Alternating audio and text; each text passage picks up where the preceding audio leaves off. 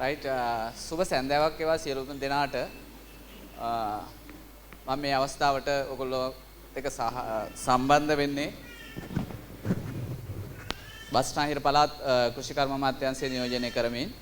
ඉතින් අපි මේ දවස්වල සහ මේ රටේ තියෙන අවශ්‍යතාවත් එක්ක අපි දන්නවා එදිනෙදා අපේ පාරිභෝජනයට අවශ්‍ය කරන එළවලු ටික ඒ වගේම ගෙවත්තෙන් අවශ්‍ය දේවල් ටික නිෂ්පාදනය කරගන්නේ කොහොමද කියන එක පිළිබඳව ඔයගොල්ලන්ට ඒ තරම් දැනුමක් තියෙනවා මම හිතන්නේ දැනටමත් ඔයගොල්ලෝ මම කතා කරන්නේ පැහැදිලි නේද? හරි. එතකොට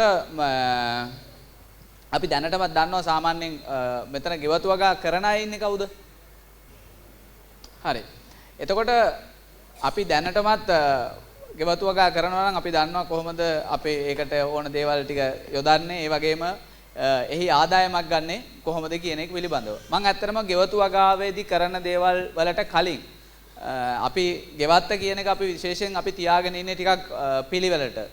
ලස්සනට සමහර වෙලාවට ගොඩාක් ලොකු ඉඩමක් තියෙනවා නම් ඒකේ තරම් සැලකිල්ලක් දක්වන්නේ නැහැ. හැබැයි පොඩි අපේ නාගරික ගෙවතු ගත්තොත් එහෙම පර්චේස් 10 15 30 40 තියෙන ප්‍රමාණයව තමයි තියෙන්නේ.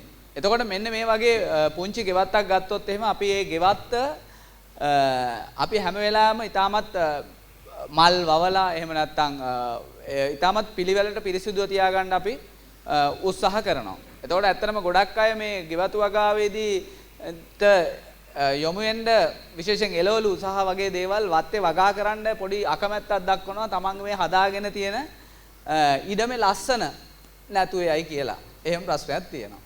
එතකොට ඇත්තටම අපිට පුළුවන් එළවලු ටික අපිට ඕන කරන ටික කන්න ඕන එළවලු ටික වගේ දේවල් අපිට නිවැරදිව ඉතාමත් පිළිවෙලට ලස්සනට හදාගන්න. ඒක ඇත්තටම ගාඩන් එක අපි මල් වවනවා වගේම අපේ වත්තේ වවලා ඉවරලා ඒක වත්ත සකස් කරගන්න පුළුවන්. ඉතින් මේකට අපි කියනවා ලෑන්ඩ්ස්කේපින් හෝටිකල්චර් කියලා ඉවරලා. එතකොට මේ ලෑන්ඩ්ස්කේපින් හෝටිකල්චර් වලදී අපි විශේෂයෙන් ඊටමත් පිළිවෙලට වගා කිරීම තමයි කරන්නේ. මම ඇත්තටම කෙටි වෙලාවක් අරගෙන ඕගොල්ලන්ට මේ ස්ලයිඩ් කීපයක් තියෙනවා. එතකොට ඕගොල්ලන්ට ඒ හරහා යනකොට ඕගොල්ලන්ට තේරෙයි අපි වත්තක් කොහොමද කුඩා වත්තක් කොහොමද ඊටමත් අලංකාරවත් සහ අපිට ප්‍රයෝජනවත් විදිහට කටයුතු කරන්න කියලා. එතකොට අපි මේ පරිභෝජනය සඳහා එඩිබල් ලෑන්ඩ්ස්කේපින් අපිට කන්න ඕන දේවල් ටික අපි කොහොමද වගා කරන්නේ සහ ඊටමත් ලස්සනට අලංකාරවත් විදිහට අපි වගා කරන්න කියලා. මොකද අපි දන්නවා මල් වවන්න අපේ කාන්තාවෝ විශේෂයෙන් අම්මලා තමන්ගේ කාලෙන් වැඩි ප්‍රමාණයක් වැය කරනවා. සමහර වෙලාවට සමහර අය එයින් ආදායමක් උපයනවා. එහෙම නැත්නම් තමන්ගේ අලංකාරය සහ මානසික සුවය සඳහා මල් වගා කරනවා. එතකොට මෙන්න මේ මල් වගා කරනවා වගේම මේ මානසික සුවය සහ අලංකාරය සඳහා වගා කරන එක අපිට අවශ්‍ය ආහාර නිපදවන ගමන්ම ප්‍රයෝජනවත් විදිහට වගා කරන්නේ කොහොමද කියන එක ගැන අපි පොඩ්ඩක් බලමු. දැන් අපිට සාමාන්‍යයෙන් දකින්න ලැබෙනවා මේ වගේ ගෙවතු. වත්තේ තියෙනවා කොස් ගස් තියෙනවා, පොල් ගස් තියෙනවා, කෙසෙල් ගස් තියෙනවා. ඒතකොට කෙසෙල් ටික පඳුරක් තියෙනවා. ඒක සුද්ධ කරන්නේ නැහැ ඒ වගේ. එතකොට ඒ වගේ අවුල් වෙච්ච ගෙවතු තියෙනවා. දීර්ඝ කාලයක් තිස්සේ හැබැයි අපිට වත්තෙන් ඕන ටිකක් ගන්නවා. අපි රම්පෙ ටික ගන්නවා, කරපිංචා ටික ගන්නවා. ඊට පස්සේ කෙසෙල් කනක් කරනවාම කෙසෙල් ටික ගන්නවා. පොල් ගස් ටික පොල් ටික වටනහම පොල් ටික ගන්නවා. හැබැයි මේක වඩාත් හොඳ විදිහට කොහොමද කරන්නේ කියලා මේ බලමු අපි. මේ වගේ දැන් අපි ගෙයක් ගත්තොත් එහෙනම් අපිට සාමාන්‍ය මේ වගේ ගෙවල් ඕන තරම් අපිට දකින්න ලැබෙනවා. මොකද අපි ගත්ත ගමන් අපි කියනවා අපිට වවන්න ඉඩක් නැහැ. අපි කියන්නේ එහෙමයි අපි ගස් ටිකක් ඇවිල්ලා තියෙනවා. දැන් මේක ආපහු සුද්ධ කරලා මේක ඇතුලේ වවන්නේ කොහොමද කියන ප්‍රශ්නයක් එනවා. එතකොට next.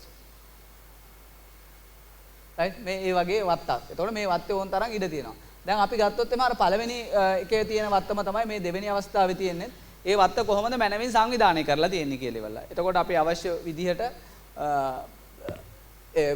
මේවා සකස් කරගෙන පාති සකස් කරගෙන එහෙම නැත්නම් ඒ මොනවද භාජනවල සකස් කරගෙන මනමින් ඒ භූමියේ අලංකරණයත් ඇතිව වෙන විදිහට වගා කිරීම කටයුත්ත කරලා තියෙනවා.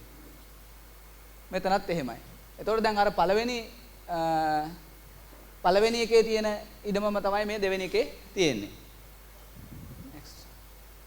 එතකොට ගෙවතු අලංකාරය ගෙවතු සැලසුම් කිරීම. ගෙවතු සැලසුම් කිරීමේදී අපි ප්‍රධාන වශයෙන් කාරණා කීපයක් බලාපොරොත්තු වෙනවා. එක තමයි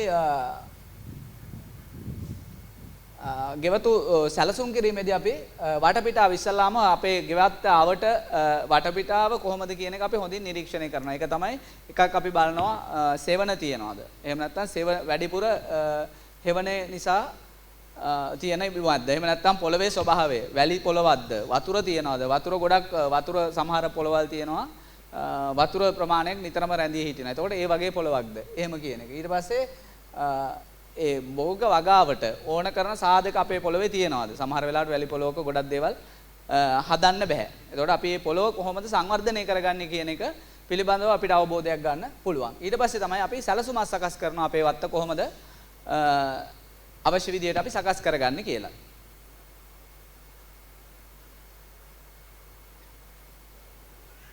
දැන් අර තියෙන්නේ පළවෙනි එකේ තියෙන්නේ එකම වත්ත අර කලින් පෙන්වුවා වගේම සකස් කිරීමට පෙර සහ පසුව තත්ත්වය.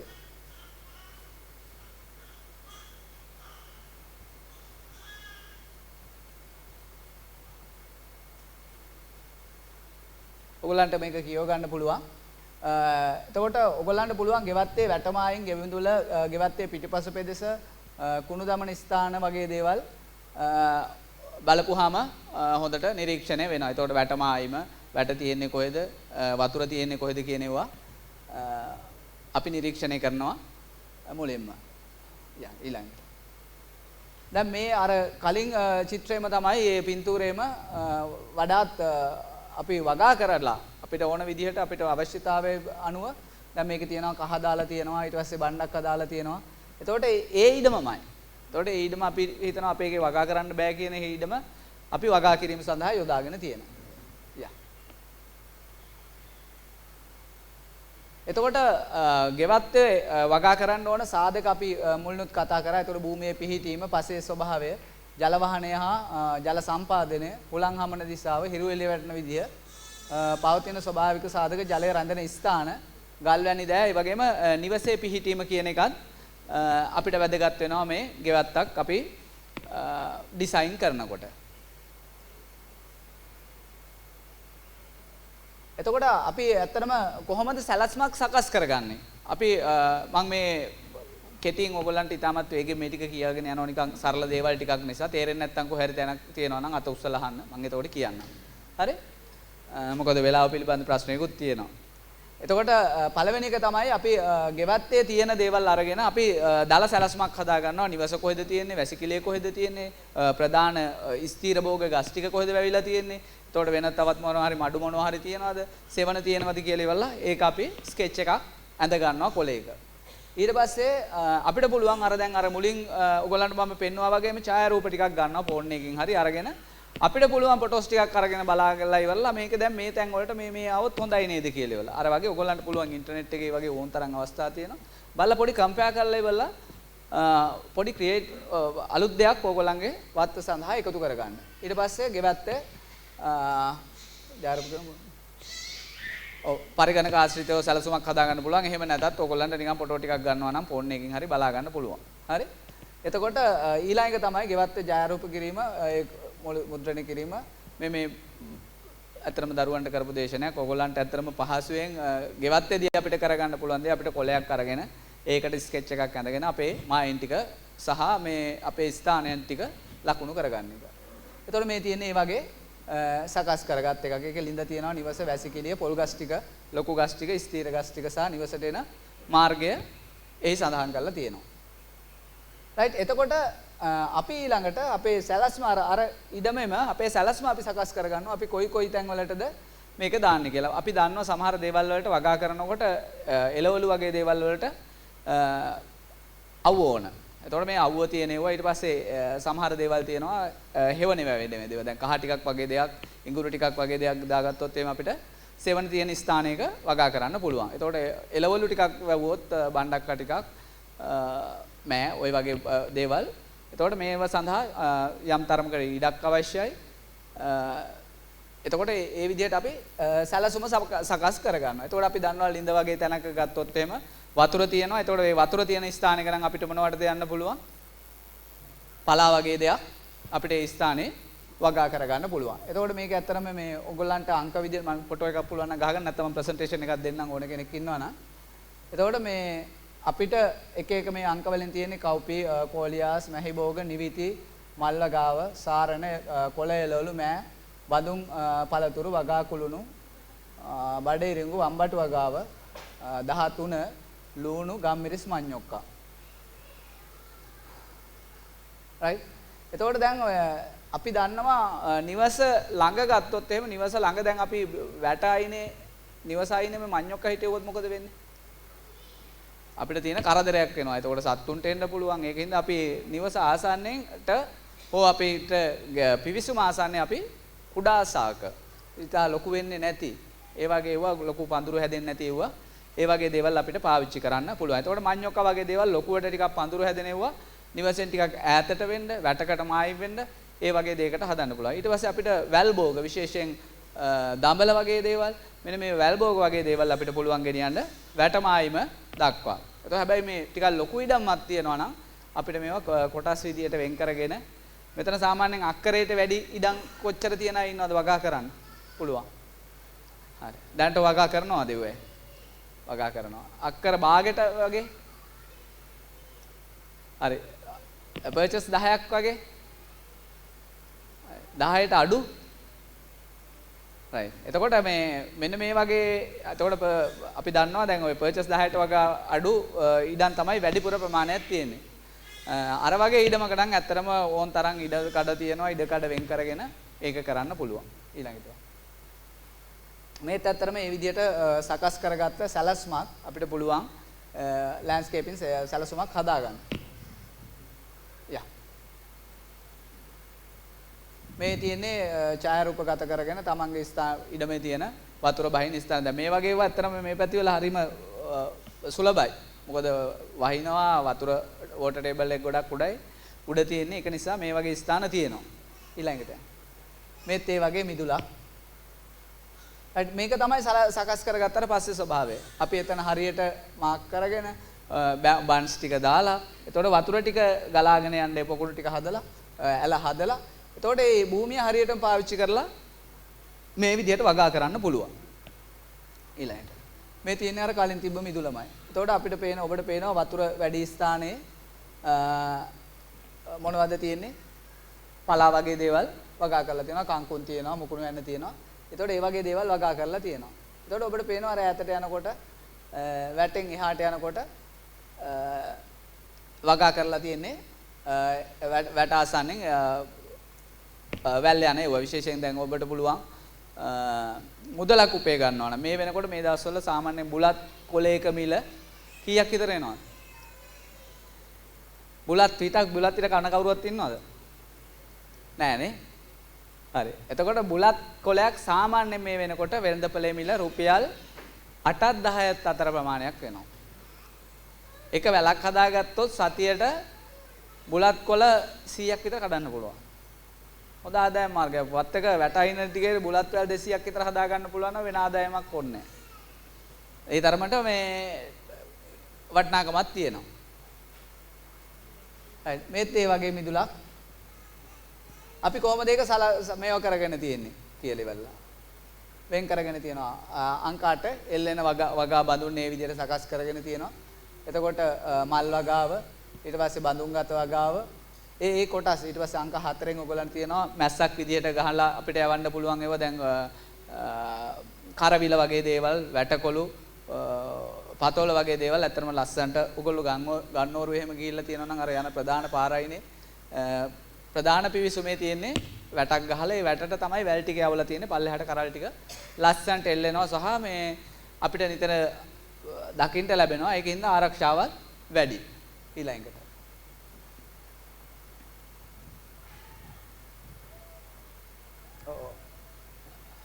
එතකොට මේ භූමිය අලංකරණයේදී ඇත්තටම තියෙන ප්‍රධාන ක්‍රම දෙකක් තියෙනවා. එකක් තමයි විධිමත් විදිහට කරන එක, අවිධිමත් විදිහට කරන එක. දැන් විධිමත් විදිහට කියලා කිව්වොත් එහෙම දැන් අපි උද්‍යානයක් එහෙම ගත්තොත් එහෙම උද්‍යානයේ හරියටම දැන් ඒක හරියට සමමිතිකයි. හරියට කොලයක් ගත්තොත් එහෙම දෙකට බෙදලා ගත්තොත් එහෙම එක උඩ නමන්න පුළුවන්. ඇත්තටම සමමිතික රේඛාවක් හදලා ඒක වටා තමයි අනිත් නිර්මාණ කරන්නේ. මේ පැත්තේ රවුමක් හැදුවොත් අනිත් පැත්තේ රවුමක් හදනවා. දිග පාත්තියක් හැදුවොත් අනිත් පැත්තේ දිග පාත්තියක් හදනවා. එතකොට එහෙම තමයි උද්‍යාන නිර්මාණය කිරීමේදී කරන්නේ. ඒ වගේම ගෘහාශ්‍රිතව භූමි අලංකරණය අවිධිමත් විදිහට කරන්න පුළුවන්. ඒකේ විවිධ හැඩතල, විවිධ අලංකාර ක්‍රම, ඒ වගේ දේවල් පාවිච්චි කරන්න පුළුවන්. right ඊළඟට. දැන් මේක තියෙන ඇතරම මේ විධිමත් එකක්ද අවිධිමත් එකක්ද? අවිධිමත් වගේ නේ. හරි. මේක ඇත්තටම විධිමත් එකක්. මේ ඇවිල්ලා මේ ප්‍රදර්ශනයකට හදපු පාක් එකක්. මේකත් ඇත්තටම යම් ප්‍රමාණයකට විධිමත්. අපි යන් ඊළඟට. මේ වගේ ඒවා දැන් අපිට සමහර වෙලාවට ඉඩ තියෙන්නේ ගෙදරට පිවිසෙනකොට එක පැත්තක විතරයි. ඒතකොට අපි මේ පැත්තේ අපිට එළවලු වගේ දේවල් පාවිච්චි කරලා මේකේ තියෙනවා සලාද කොළ තියෙනවා, ඊට පස්සේ කැරට් තියෙනවා, බීට් තියෙනවා, රාබු තියෙනවා, ගෝවා තියෙනවා. ඒක කොළ ගෝවා එක තමයි වගා කරලා තියෙන්නේ. එතකොට මේ වගේ විවිධ තැන්වල අපිට අවිධිමත් විදිහට ගල් වැටි බැඳලා ඒ වගේ දේවල් කරලා ඉවරලා කොටස් විදිහට හැබැයි අර කොහෙවත් හැදෙනවා වෙනුවට අපි ලස්සනට වගා කරගෙන තියෙනවා. ඊළඟට මේ තියෙන්නේ මේ වගේ අවස්ථාවක්.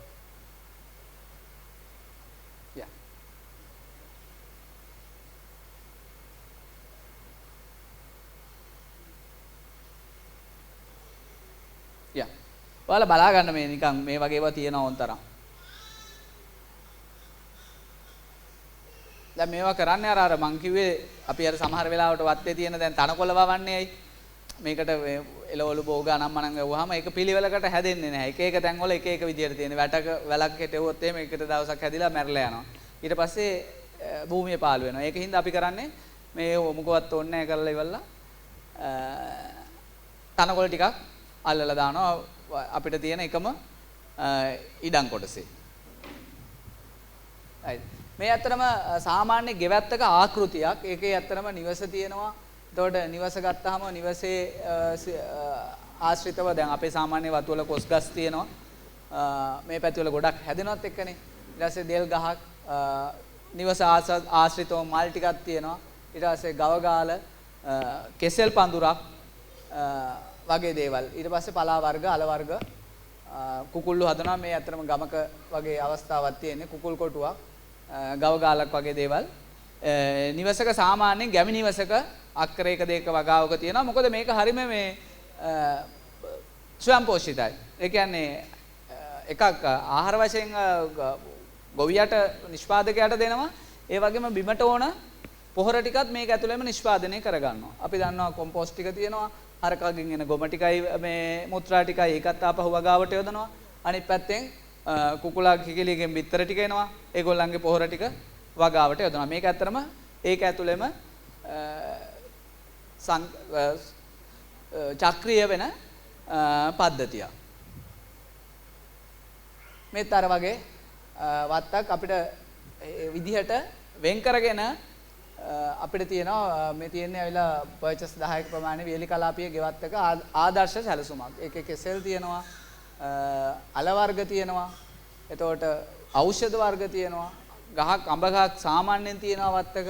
එතකොට මේ අපිට ඕන එළවලු ටිකත් ඒක ඇතුළෙම තියෙනවා. දැන් උදාහරණයක් විදිහට ගත්තොත් එහෙම ගෙයින් එළිය පිටිපස්සේ හැම ගෙදරකම වගේ මම හිතන්නේ තියෙනවා මේ රම්පේ ගහක් අරන් පිටින්ජ ගහක්. ඒ වගේ අය. එතකොට දැන් මේ පැත්තේ නම් අවුලක් නැහැ. දැන් නගරවලට යනකොට විශේෂයෙන් කොළඹ සහ තදාසන්න ප්‍රදේශ වලට යනකොට තට්ටු ගෙවල් වල ඉන්නවා. එතකොට මේ තට්ටු ගෙවල් වල ඉන්න අයට තියෙන දේ ඒගොල්ලන්ට වගා කරන්න භූමියක් නැහැනේ. හැබැයි ඒගොල්ලන්ටත් පුළුවන් බඳුන්ගත වගාවල බඳුන්ගත වගාව වගේ දේවල් වලින් Tamanට අවශ්‍ය දේ ටික කරගන්න.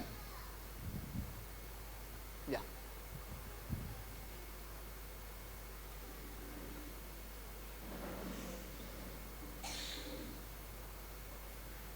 දැන් මේ අර අපි තියෙන පර්චස් 10 15 තනකොළ වල තියෙන හද කෑල්ල මේ විදිහට අපිට කඩලා ලස්සනට හදා ගන්න පුළුවන්.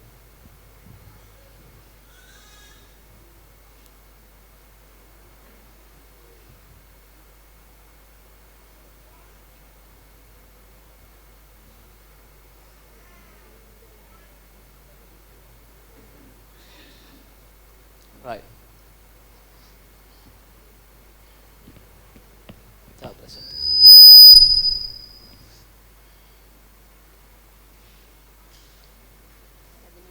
Oh, කොළපානේද? අපි garden design. නෑ මේක. home garden නෙවෙයි නෑ. awareness. මේකනේ.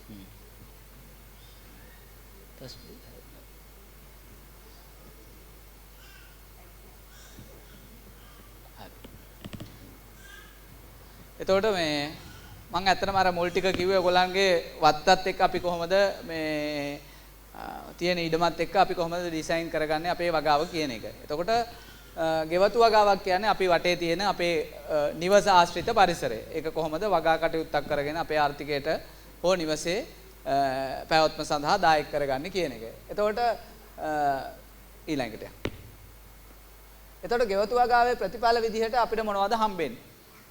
අපිට අවශ්‍ය කරන ආහාර ටික හදා ගන්න පුළුවන්. නිවසේයන්ට සම්බල පෝෂණයක්, වසවිස නැති පළතුරු එළවලු, අලංකාරවත් හා සෞඛ්‍ය සම්පන්න පරිසරයක්. ඒ වගේම අතිරේක ආදායමක් ලබා ගන්නත් පුළුවන්. අපි හදන දේවල් වල අතිරික්තයක් තියෙනවා. අපේ අහල පහල දේවල්ට නිවසේයන්ට විකුණන්න පුළුවන්, හුවමාරු කරගන්න පුළුවන්. මේක ඇත්තටම අපිට ලැබෙන අතිරේක වාසියක්. දැන් හිතන්න නාගරික කෙනෙක්, නාගරික නිවාසයක ඉන්න කෙනෙක් තමන්ගේ පුංචි කෑල්ලක අපි තමන්ට පුළුවන් බෝතල් ටිකක තමන්ට ඕන එළවලු ටික කොළ ටික හදා ගන්න. මුකුණු වැන්න ටිකක් ඒ වගේ දේවල් ගොටු කොළ ටිකක් හදා ගන්න. එහෙම නැත්නම් පුංචි කරපිංච පැලයක් පොඩි පොට්ටයක හදා ගන්න. රම්පේ පැලයක් හදා ගන්න. එතකොට ඒක ඇත්තටම අපි රම්පේ මිටියක් ගන්න ගියොත් මම හිතන්නේ රුපියල් 500ක් විතර ඇති දැන්. එතකොට ඒක තමන්ගේ ගෙදර ආර්ථිකයට ඉතුරුවක් වෙනවා. ඔව් ගෙවතු වගාවේ අරමුණ තමයි එකක් තමයි නිෂ්පාදන ලබා ගැනීම. අනිත් එක තමයි සේවා. ඒ කියන්නේ අපිට තියෙනවා සෞඛ්‍යමත් පරිසරයක්, ඒ වගේම ආරක්ෂාව, අලංකාරය සහ එකක් තමයි මානසික සහනය කියන එක. අපිට දෙයක් දැන් අපේ දන්නවා අපි ගොඩක් වෙලාවට අපි නිකන් ඉන්න වෙලාව අපි ගත කරන්නේ කොහොමද? අපි ගෙදර ගිහිල්ලා මොකක් හරි එක්ක ටීවී එක බලනවා. එහෙම නැත්නම් දැන් මොනවද වර්තමානයේ වැඩිපුරම කරන්නේ? තරුණ දරුවෝ ෆෝන් එකේ මොකක්වත් නැහැ ෆෝන් එක මේවා කරගෙන ෆෝන් එකේම තමයි. තමන්ගේ කාලේ වැඩිපුරම ගත වෙන්නේ ෆෝන් එකේ. හැබැයි අපිට පුළුවන් නම් අපේ ඒ වෙලාව ගහක් හිටවන්න පොළවේ මේවා ටිකක් හදන්න. ඒක ගොඩක් වෙලාවට මේ අපිට දැනෙන ලොකු මානසික මේක. මොකද විවිධත්වයක් තියෙනවා. ඊළඟ තමයි සමහර අය ඉන්නවා අපේ පුංචි ඉඩමක් තියෙනවා අපිට පුළුවන් ඒකේ මාළු ටිකක් හදන්න. සුරතල් මසුන්. එතකොට මේ පොඩි මාළු ටැංකි කීපයකින් පුළුවන් ඉතා විශාල ආදායමක් නිවසකට උපය ගන්න. මොකද අපි දන්නවා ඔය සරලව ගත්තොත් ගප්පි ඊට පස්සේ මොලි ඔය වගේ ඉන්නවා මේ වැඩි පරිශ්‍රමයක් දරන්නේ නැතුව ඒගොල්ලෝ මේ බෝ වෙනවා. එතකොට මේ වගේ අරගෙන හදලා ඉවරලා දීලා මේ කරන්න පුළුවන්. පොඩි ළමයි ඉන්නවා තමන්ගේ මේවා ටික ඒකෙන් හොයා ගන්නවා. ඉතින් මේ මම කියන්නේ අපේ අවට පරිසරයෙන් අපිට පුළුවන් දෙයක් හොයා ගන්න සහ අපේ අර මානසික සහනය කියන එක අපිට ඒ හරහා ලබා ගන්න පුළුවන්.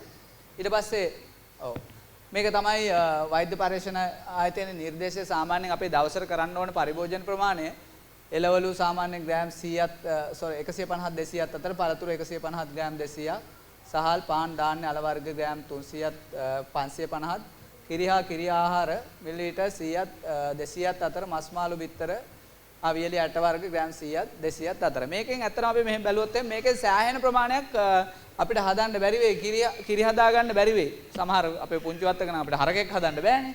හැබැයි අපිට ඒකේදී අවශ්‍ය එළවලු ටික හදා ගන්න පුළුවන්. පළතුරු සමහර දේවල් හදන්න පුළුවන්. සමහර දේවල් බෑ. අපිට කෙසෙල් පැලයක් හදා ගන්න පුළුවන්. අපි දැන් කෙසෙල් ගහක් හිටවපුවාම මොකද වෙ කරන්නේ? අපි ගෙදර ගිහලා කෙසෙල් ගහක් හිටවනවා. ඕක ආයේ කවදාවත් නැහැ පරම්පරා ගානක් අවුරුදු ගානක් තියෙනවන්නේ. එතකොට ඇත්තටම මේ කෙසෙල් ගහ හරියට නඩත්තු කරොත් අපිට කරදරයක් වෙන්නේ නැහැ. කරන්නේ මෙහෙම හැදිලා මහා විශාලයට හැදිලා අන්තිමට කරන්නේ කෙසෙල් පඳුර පිටින්ම ගලවලා විසි කරනවා. කැතයි. එතකොට ඒක නිසා. එතකොට ඇත්තටම අපි කෙසෙල් ගසක් හදනවා නම් කෙහෙල් ගහක් නඩත්තු කරන්නේ එක ප්‍රධාන ගහයි පොඩි පැල දෙකයි. අනිත් සියලුව ගලවලා විසි කරන්න. එහෙම නැත්නම් කාට හරි දෙන්න. එතකොට ඒක ඉවර වෙනකොට ගහ ඉවර වෙනකොට මොකද එන හැම පඳුරකම හැදෙන්නේ නැහැ.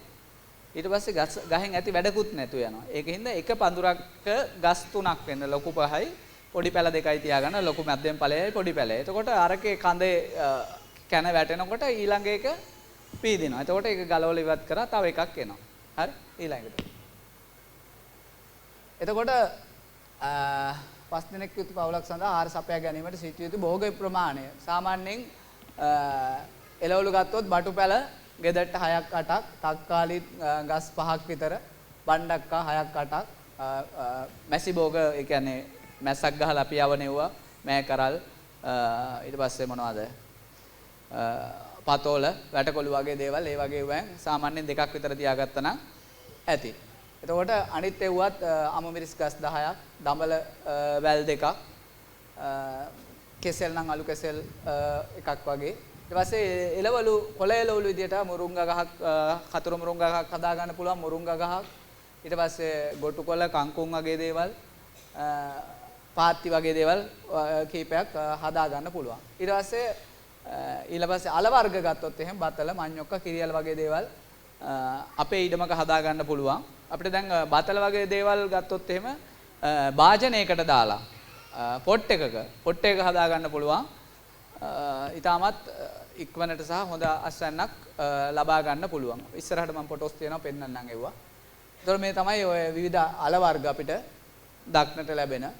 ඔය එතකොට ගෙවත්තක් සැලසුම් කිරීමේදී අර මම කලිනුත් කිව්වා වගේම අපි එළවලු වර්ග කීපයක් අපිට දැන් ලංකාවේ තියෙන එළවලු ඔක්කොම වවන්න බෑනේ.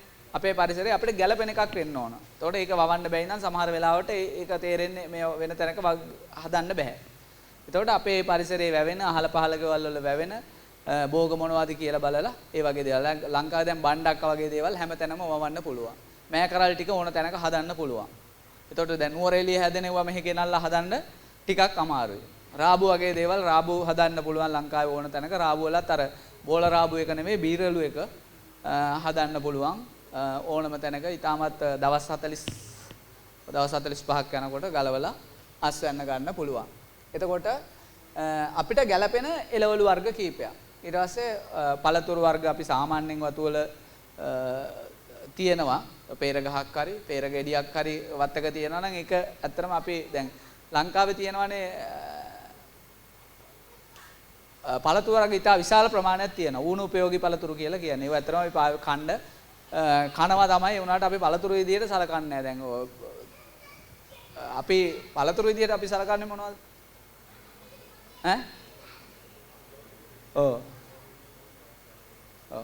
එහෙම නැත්නම් කඩෙන් ගේන්න ඇපල්, දොඩම්, මිදි. ඕක තමයි අපි කරන්නේ. ඊට පස්සේ ඊළඟට අඹ ඔය වගේ දේවල් ටිකක් තමයි. ඒක අඹ අන්නාසි ඒ වගේ දේවල්. ඇත්තට අන්නාසි පැලයක් වුණත් අපේ වත්තක හදා ගන්න පුළුවන්.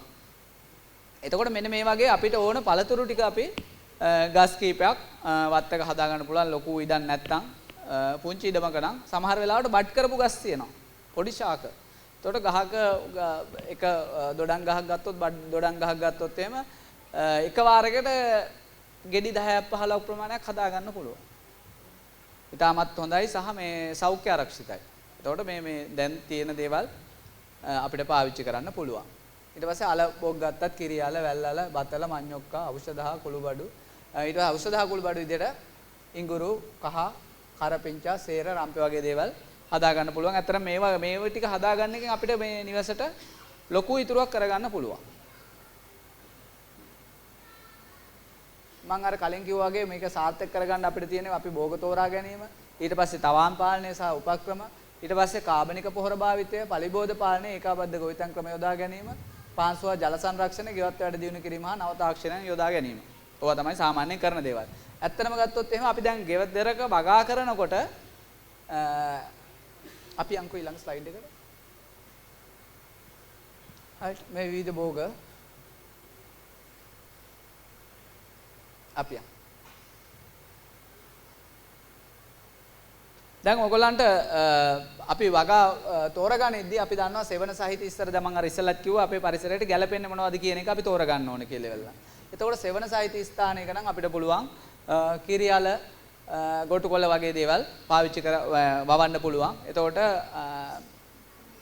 මල් විදියට ඇන්තූරියම් වගේ දේවල් උනත් වවන්න පුළුවන්. ඇන්තූරියම් වලට එහෙම ඉතා විශාල මිලක් තියෙනවා. ඔබ දන්නවා අර කළු ඇන්තූරියම් තියෙනවා ලංකාවේ ටිකක් හොයාගන්න අමාරුයි. හැබැයි එක පැලයක මිල කීයක් විතර එනවා? කළු ඇන්තූරියම් පැලයක මිල දන්නවද? රුපියල් 6000ක් විතර එනවා. අන්තූරෙන් පැල ටිකක් මේවා කරගෙන ගත්තා නම් මේ හදලා දෙන්න පුළුවන්. ඉතා විශාල මේ ආදායමක් ලබන්න පුළුවන් අපිට.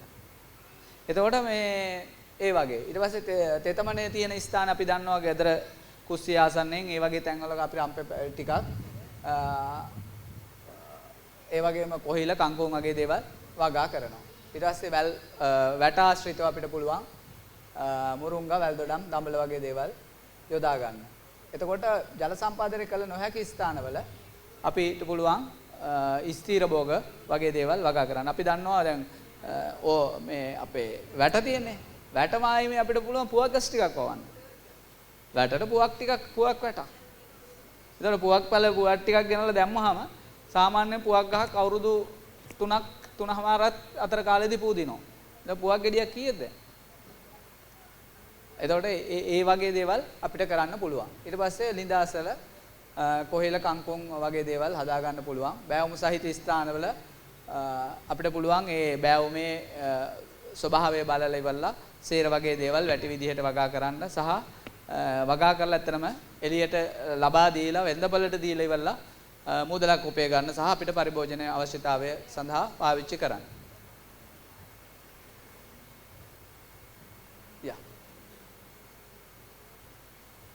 මේක ඇත්තටම මේ අර ලංකාවේ තියෙන මොඩල් එකක් ඒ කියන්නේ කැන්ඩියන් ෆොරස්ට් ගාඩන් කියලා කියන්නේ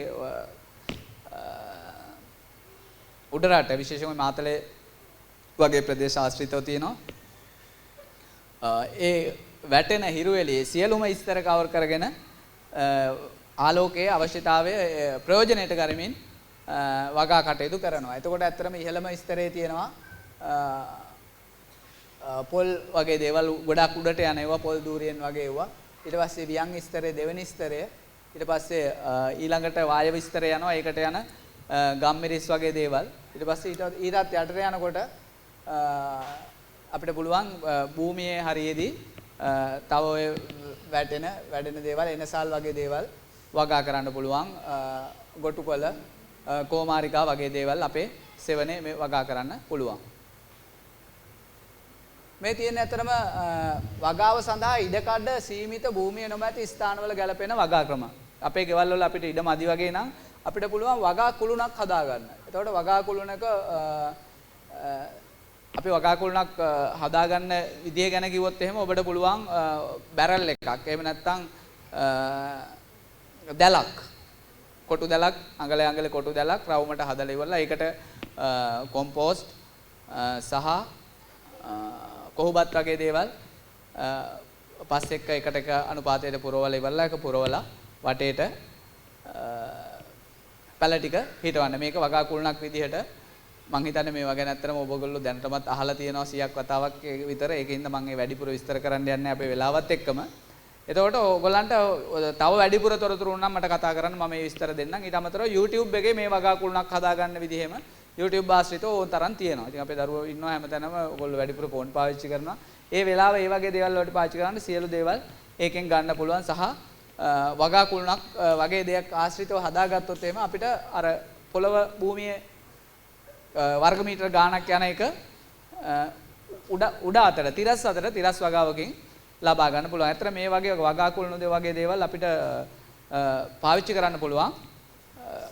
නිවාසවල උඩ තට්ටුවල අපි දන්නවා බැල්කනි වල ඒ වගේම රූෆ් টොප් එකේ රූෆ් টොප් ගාඩන් හදනකොට ඒ වගේ තැන්වල පාවිච්චි කරන්න පුළුවන්. මේත් ඒ වගේ වගා කුළුණු සකස් කරගත්ත අවස්ථා කිහිපයක් තියෙන්නේ.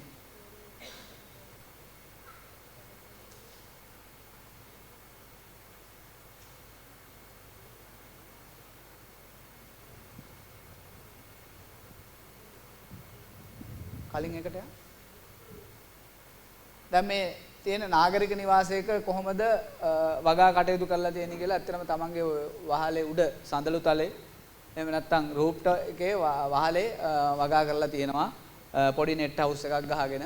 එතකොට මේ ඇත්තටම මිදුලේ පොඩි ඉඩක් ඉතින් කාර් එක පාක් කරන්න තියෙන විදිහේ කාර් එක එළිය පාක් කරලා වුණා ඒ කැලේ පොඩි එළවලු වගාවක් කරගන්න පුළුවන්. මම කියන්නේ මේ කාලේ හැටියට ඒක වටිනවා. ඉතින් මේ තියෙන්නේ ඇත්තටම කුළුණු විදිහට අර මෙගා බෝතල් තියෙන්නේ. මෙගා බෝතල් කපලා ඉවරලා මෙගා බෝතල් එල්ලලා ඒකේ තමයි ඒ වගා කරලා තියෙන මේ අන්තිම පින්තූරේ.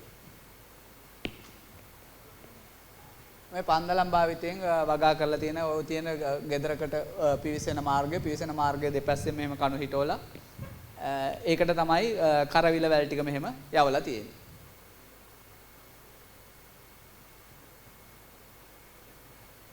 කලින් එකට.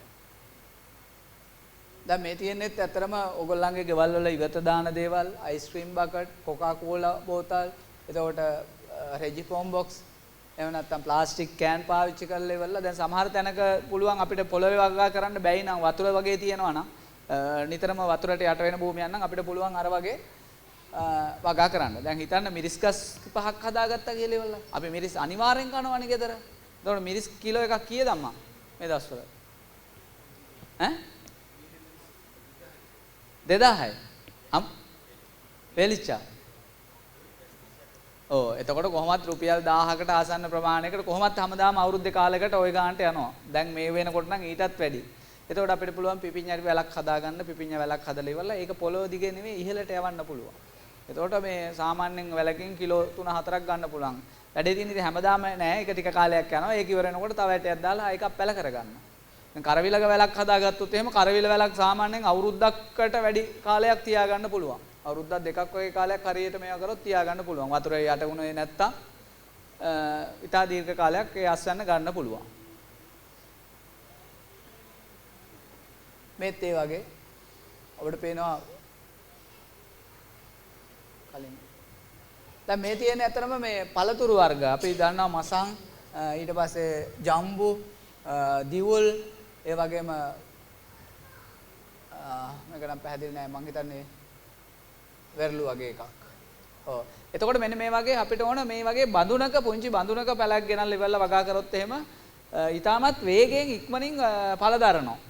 හිතන්න මේ කාමරංක පැලයක් කාමරංක බීජකින් ගන්න පැලයක් වුණත් බඳුනක හිටවලා තිබුණොත් එහෙම එයා ඉක්මනට එයා දන්නවා දැන් එයාගේ වර්ධන කාලය ඉවරයි. ඒකින්ද ඉක්මනට ඵල දැරීම කරනවා, ගෙඩි හැදෙන එක වෙනවා. ඉතින් මේ හැම එකක්ම මේ අපිට කරන්න පුළුවන්. මේවා අනිත් එක ඊටාම ඉහළ පෝෂණ ගුණයක් තියෙන ඒවා දැන් දියුල් ගෙඩියක මසන් ගෙඩියක ඊටාමත් ඉහළ පෝෂණ ගුණයක් තියෙනවා අපි දන්න ඇපල් ගෙඩියට වඩා. මොකද අපේ මේ පොළවේ හැදෙන දේවල් තමයි අපිට ඒ පරිසරයේ මිනිසුන්ට ඒ පරිසරයට ගැලපෙන දේවල් තමයි ඒ පරිසරය හැදෙන්නේ. එතකොට මේ අපේ රටවල් වලට ගැලපෙන දේවල් තමයි එහෙම නිර්මාණය වෙලා තියෙන්නේ. යා.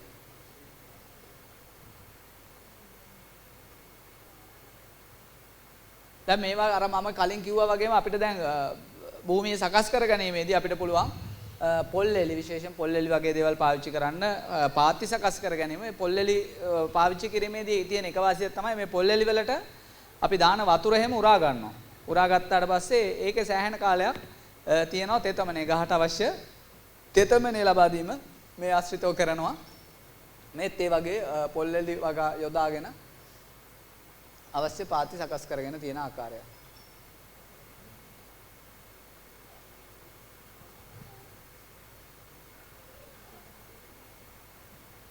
ඔයගොල්ලන්ට පේනවා මේ දැන් වැටක් තියෙන. මේ වැටමායිම දිගටම දාලා ඉවරලා පතෝල වගාවක් කරලා තියෙන. ඇත්තටම අපි හරියට හිතුවොත් අපේ වත්තක තියෙන වැටකට යවුවොත් අපේ වත්තක දැන් පර්චස් 10ක තියෙන වැටක් ගත්තොත් එහෙම සෑහෙන ලොකු ඉඩමක්. ඒ වැටකට යවුවොත් එහෙම සතියකට පතෝල කිලෝ 50ක් කපන්න පුළුවන් තරම ප්‍රමාණයක් හදා ගන්න පුළුවන්. එතකොට අපේ නිෂ්පාදනයක් එකතු කරගන්න පුළුවන් තමන්ගේ ආර්ථිකයට. මේත් ඒ වගේ කරවිල. දැන් කරවිල කියන්නේ මම හිතන්නේ කරවිල ගොඩක් ගණන්. කරවිල වල ඖෂධීය මිල වටිනාකමකුත් තියෙනවා. ඒකින්ද කරවිල හැමදාම මේ මිල වැඩි. අනිත් එළවලු සියල්ල ලාභ වෙන කාලෙත් කරවිල මිල වැඩි. මේ දවස්වල නම් මම දන්නේ නැහැ මම කඩේ යන්නේ නැති නිසා.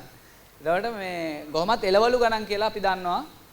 අපිට පුළුවන් අපි ගන්න ගෙනියන මේ බීජ ටික පැල කරලා එළවලු ටික හදා ගන්න. ඈ නෑ පොහොර මෙව්වා නම් පොහොර තිබිච්ච කාලේ හදපුවා වෙන්න පුළුවන්. හැබැයි පොහොර නැතුවත් දැන් අපි ගෙවතු වගා කරනකොට අම්මා පොහොර දාන්නේ නෑනේ. තේරෙනවද? ගෙවල් වල හදනකොට ඒකට පොහොර ටික දාන්නේ නෑ. පිටින් ගෙලන රසායනික පොහොර දාන්නේ නෑ. ඒක මම කියන්නේ හැමෝගෙම මේ පුරුද්දක්. එතකොට කරන්නේ ගෙදර වෙන ඉඳුල් ටික දානවා ගස් වලට. එතකොට කුස්සිය එකතු වෙන තේකොළ ටික එකතු කරලා ගෙනහිලා දානවා මල් ගස් ටිකට. බිත්තර කඩු ටික දානවා. එතකොට එහෙමනේ ඊට පස්සේ ඊළඟට මොකද කරන්නේ? අපි කුණු වලක් එකතු කරනවානේ. දැන් ওই නැතුණාට ගෙවල් වල තියෙන කුණු වලක්. ඒ කුණු වලට තමයි කුස්සියේ ඒවා ටිකක් ගෙනිහිල්ලා දානවා. ඊට පස්සේ වත්තතු ගාන කොළ ටික රොඩු ටිකක් තානම් මනන් ටික දානවා. ඊට පස්සේ ඔක ඔහොමම දිරන්න අරිනවා. දිරන්න අරගෙන දිරුවට පස්සේ යටින් ඒක අයින් කරලා ඉවරලා යට ටික අරගෙන තමයි ගහලා වල කපලා වලට දාලා වහලා ඉවරලා පැලේ හිටවන්නේ. ඕක තමයි සිස්ටම් එක. දැන් අර මේ පොහොර දාන එක ඉතින් රසායනික පොහොර දාලා මහා පරිමාණ වගා කරනකොට රසායනික පොහොර දානවා. ඒක තියෙනවා. දැනටත් ඉතින් අපිට පාවිච්චි කරන්න පුළුවන් පොහොර වර්ග තියෙනවා. අපිට පොහොර හදා ගන්න පුළුවන්. එතකොට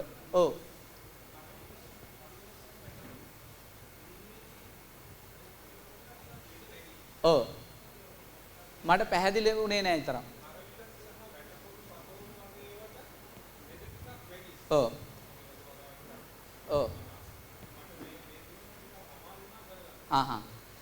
කරවිලවලදී ඇත්තටම මේ වගේ වර්ධන වේගය ගොඩක් වැඩිනේ. කරවිල, පතෝල, වැටකොළු වගේ වර්ධන වේගය වැඩි. එතකොට මේකේ ප්‍රධාන වශයෙන් අපිට එන ලෙඩ තමයි එකක් තමයි සත්තුන් නිසා මැස්සන්ගේ හානිය. ප්‍රධාන වශයෙන් මැස්සෝ හානි කරපු නිසා තමයි මේවට මොකද මේකේ ප්ලාන්ට් එක ගොඩක් සක්විලට. ඒ කියන්නේ හයිය නැහැ. ගොඩක් නිකන් තද පොත්තක් එහෙම එකක් නැහැනේ. එතකොට හැදෙන කාලෙත් කොළ පාටට ගිහිල්ලා වේගෙන් හැදෙන එකක්. එතකොට මේකට මැස්සන්ට වගේ සත්තුන්ට ඇටැක් කරන්න ලේසි. ඒගොල්ලෝ කරන්නේ ඒකට ඇවිල්ලා සත්තු ඒකට උරලා, ඒ කියන්නේ විදලා ඉවරලා ඒක යසුරා බොන එක කරනවා. එතකොට මෙන්න මේ නිසා සමහර වෙලාවට ඒගොල්ලන්ගේ ජීවන චක්‍රය පවත්වාගෙන යන වගේ දේවල් කරනවා. එතකොට අපි කරන්න ඕනේ තමයි මේගොල්ලන්ට එකක් තමයි මේ කෘමීන්ට විශේෂයෙන් කෘමි හානිය නිසා තමයි ඕක එන්නේ. එතකොට වෛරස් හානිය වෛරස් ඇටැක් එක දෙවෙනියට එනවා. මොකද කෘමීන් ගිහිල්ලා උෂුරා බලනකොට ඒගොල්ලන්ගෙන් වෛරස් සාකයට බෝ වෙනවා. එතකොට අපි කරන්න ඕනේ පළවෙනි දේ තමයි මේ කෘමි හානිය වළක්ව ගන්න ඕන. මගෙත් තියෙන පර්චස් 30ක විතර කෑල්ලක් බත්තර මුල්ලේ මම ඒක වගා කරනවා. එතකොට මේ ඒ අහල පහල කිසි කෙනෙක් වගා කරන්නේ නැහැ. ඒක නිසා මේ සත්තු ඉන්න අය ඒගොල්ලන්ට නිකන් අර ක්‍රමී උගුලක් වගේ ඔක්කොම එතනට එනවා. එතකොට ඇත්තටම අපි කරන්න ඕන එක දේ තමයි මේ සත්තු එන එක වළක්වන්න ඕන. ඊට පස්සේ එන සත්තු පළවා හරින එක කරන්න ඕන. තුන්වෙනි එක තමයි සත්තු එනවා නම් මර්ධනය කරන්න ඕන. එතකොට පළවෙනි එක තමයි සත්තු එන එක වළක්වන්නේ කොහොමද අපිට? කරන්න පුළුවන් එක දේ තමයි ඔය කෘමි සත්තු සාමාන්‍යයෙන් අඩි 8කට වැඩිය උඩට පියාඹන්නේ නැහැ.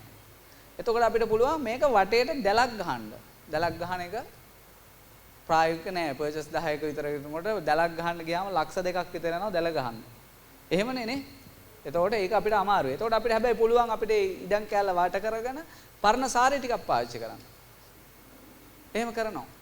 කරලා වගා කරනවා. එතකොට ඒ වගාවට මම කියන්නේ මේ අර ලස්සනට තියෙන වගාවක් නෑ වටේට උඩින් එන්නේ නැහැ ඒගොල්ලෝ. එතකොට වටේ තමයි එන්නේ. ඊට පස්සේ මයිටා වගේ එක්කෙනා එන්නේ හුළඟෙන්. එතකොට හුළඟෙන් එනකොට ඒ හුළඟ දිශාවට එයාට බාධකයක් තියෙනවා නම් එයාට එතනින් එන්න බෑ. එතකොට මේකට ගොඩාක් වෙලාවට කෘමිහානි තමයි එන්නේ. එක තමයි අර විදිහට කවර් කරනවා. ඊළඟ එක තමයි අපිට මේගොල්ලන්ට එන එක වළක්වන්න අපිට පුළුවන් ගහට මොන හරි දෙයක් දෙන්න. කෙමිකල් එකක් ස්ප්‍රේ කරන්න. ගෙවතුවක අය කෙමිකල් නැහැ. එතකොට මොකද කරන්නේ? අපිට කෙමිකල් බෝතලයක් ගන්න ගියොත් එහෙම කුප්පියක් ගන්න ගියොත් කීයක් වෙනවද? පහුගිය දවස්වල ගියා පොඩි මේව එකක් රුපියල් 3000ට 4000ට 5000ට 6-7000ටත් ගියා. මිලිලීටර් 100. සාරියක්.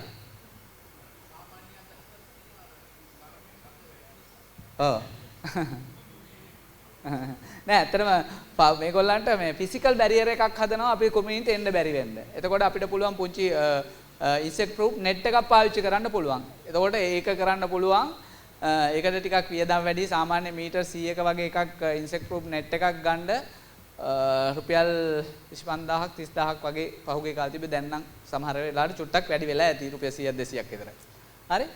එතකොට ඒ වෙනුවට අපිට පුළුවන් අපේ ගෙවත්තේ හෝ ඒ ආශ්‍රිතව අපිට පුළුවන් අපේ පරණ සාරි කීපයක් අරගෙන අර මූට්ටු කරලා ඉවරලා මෙහෙම දාන්න. එතකොට ඒගොල්ලන්ට එන්න බෑ. ඊළඟ තමයි දැන් මම අර කියපු කෙමිකල් පාවිච්චි කරන එක.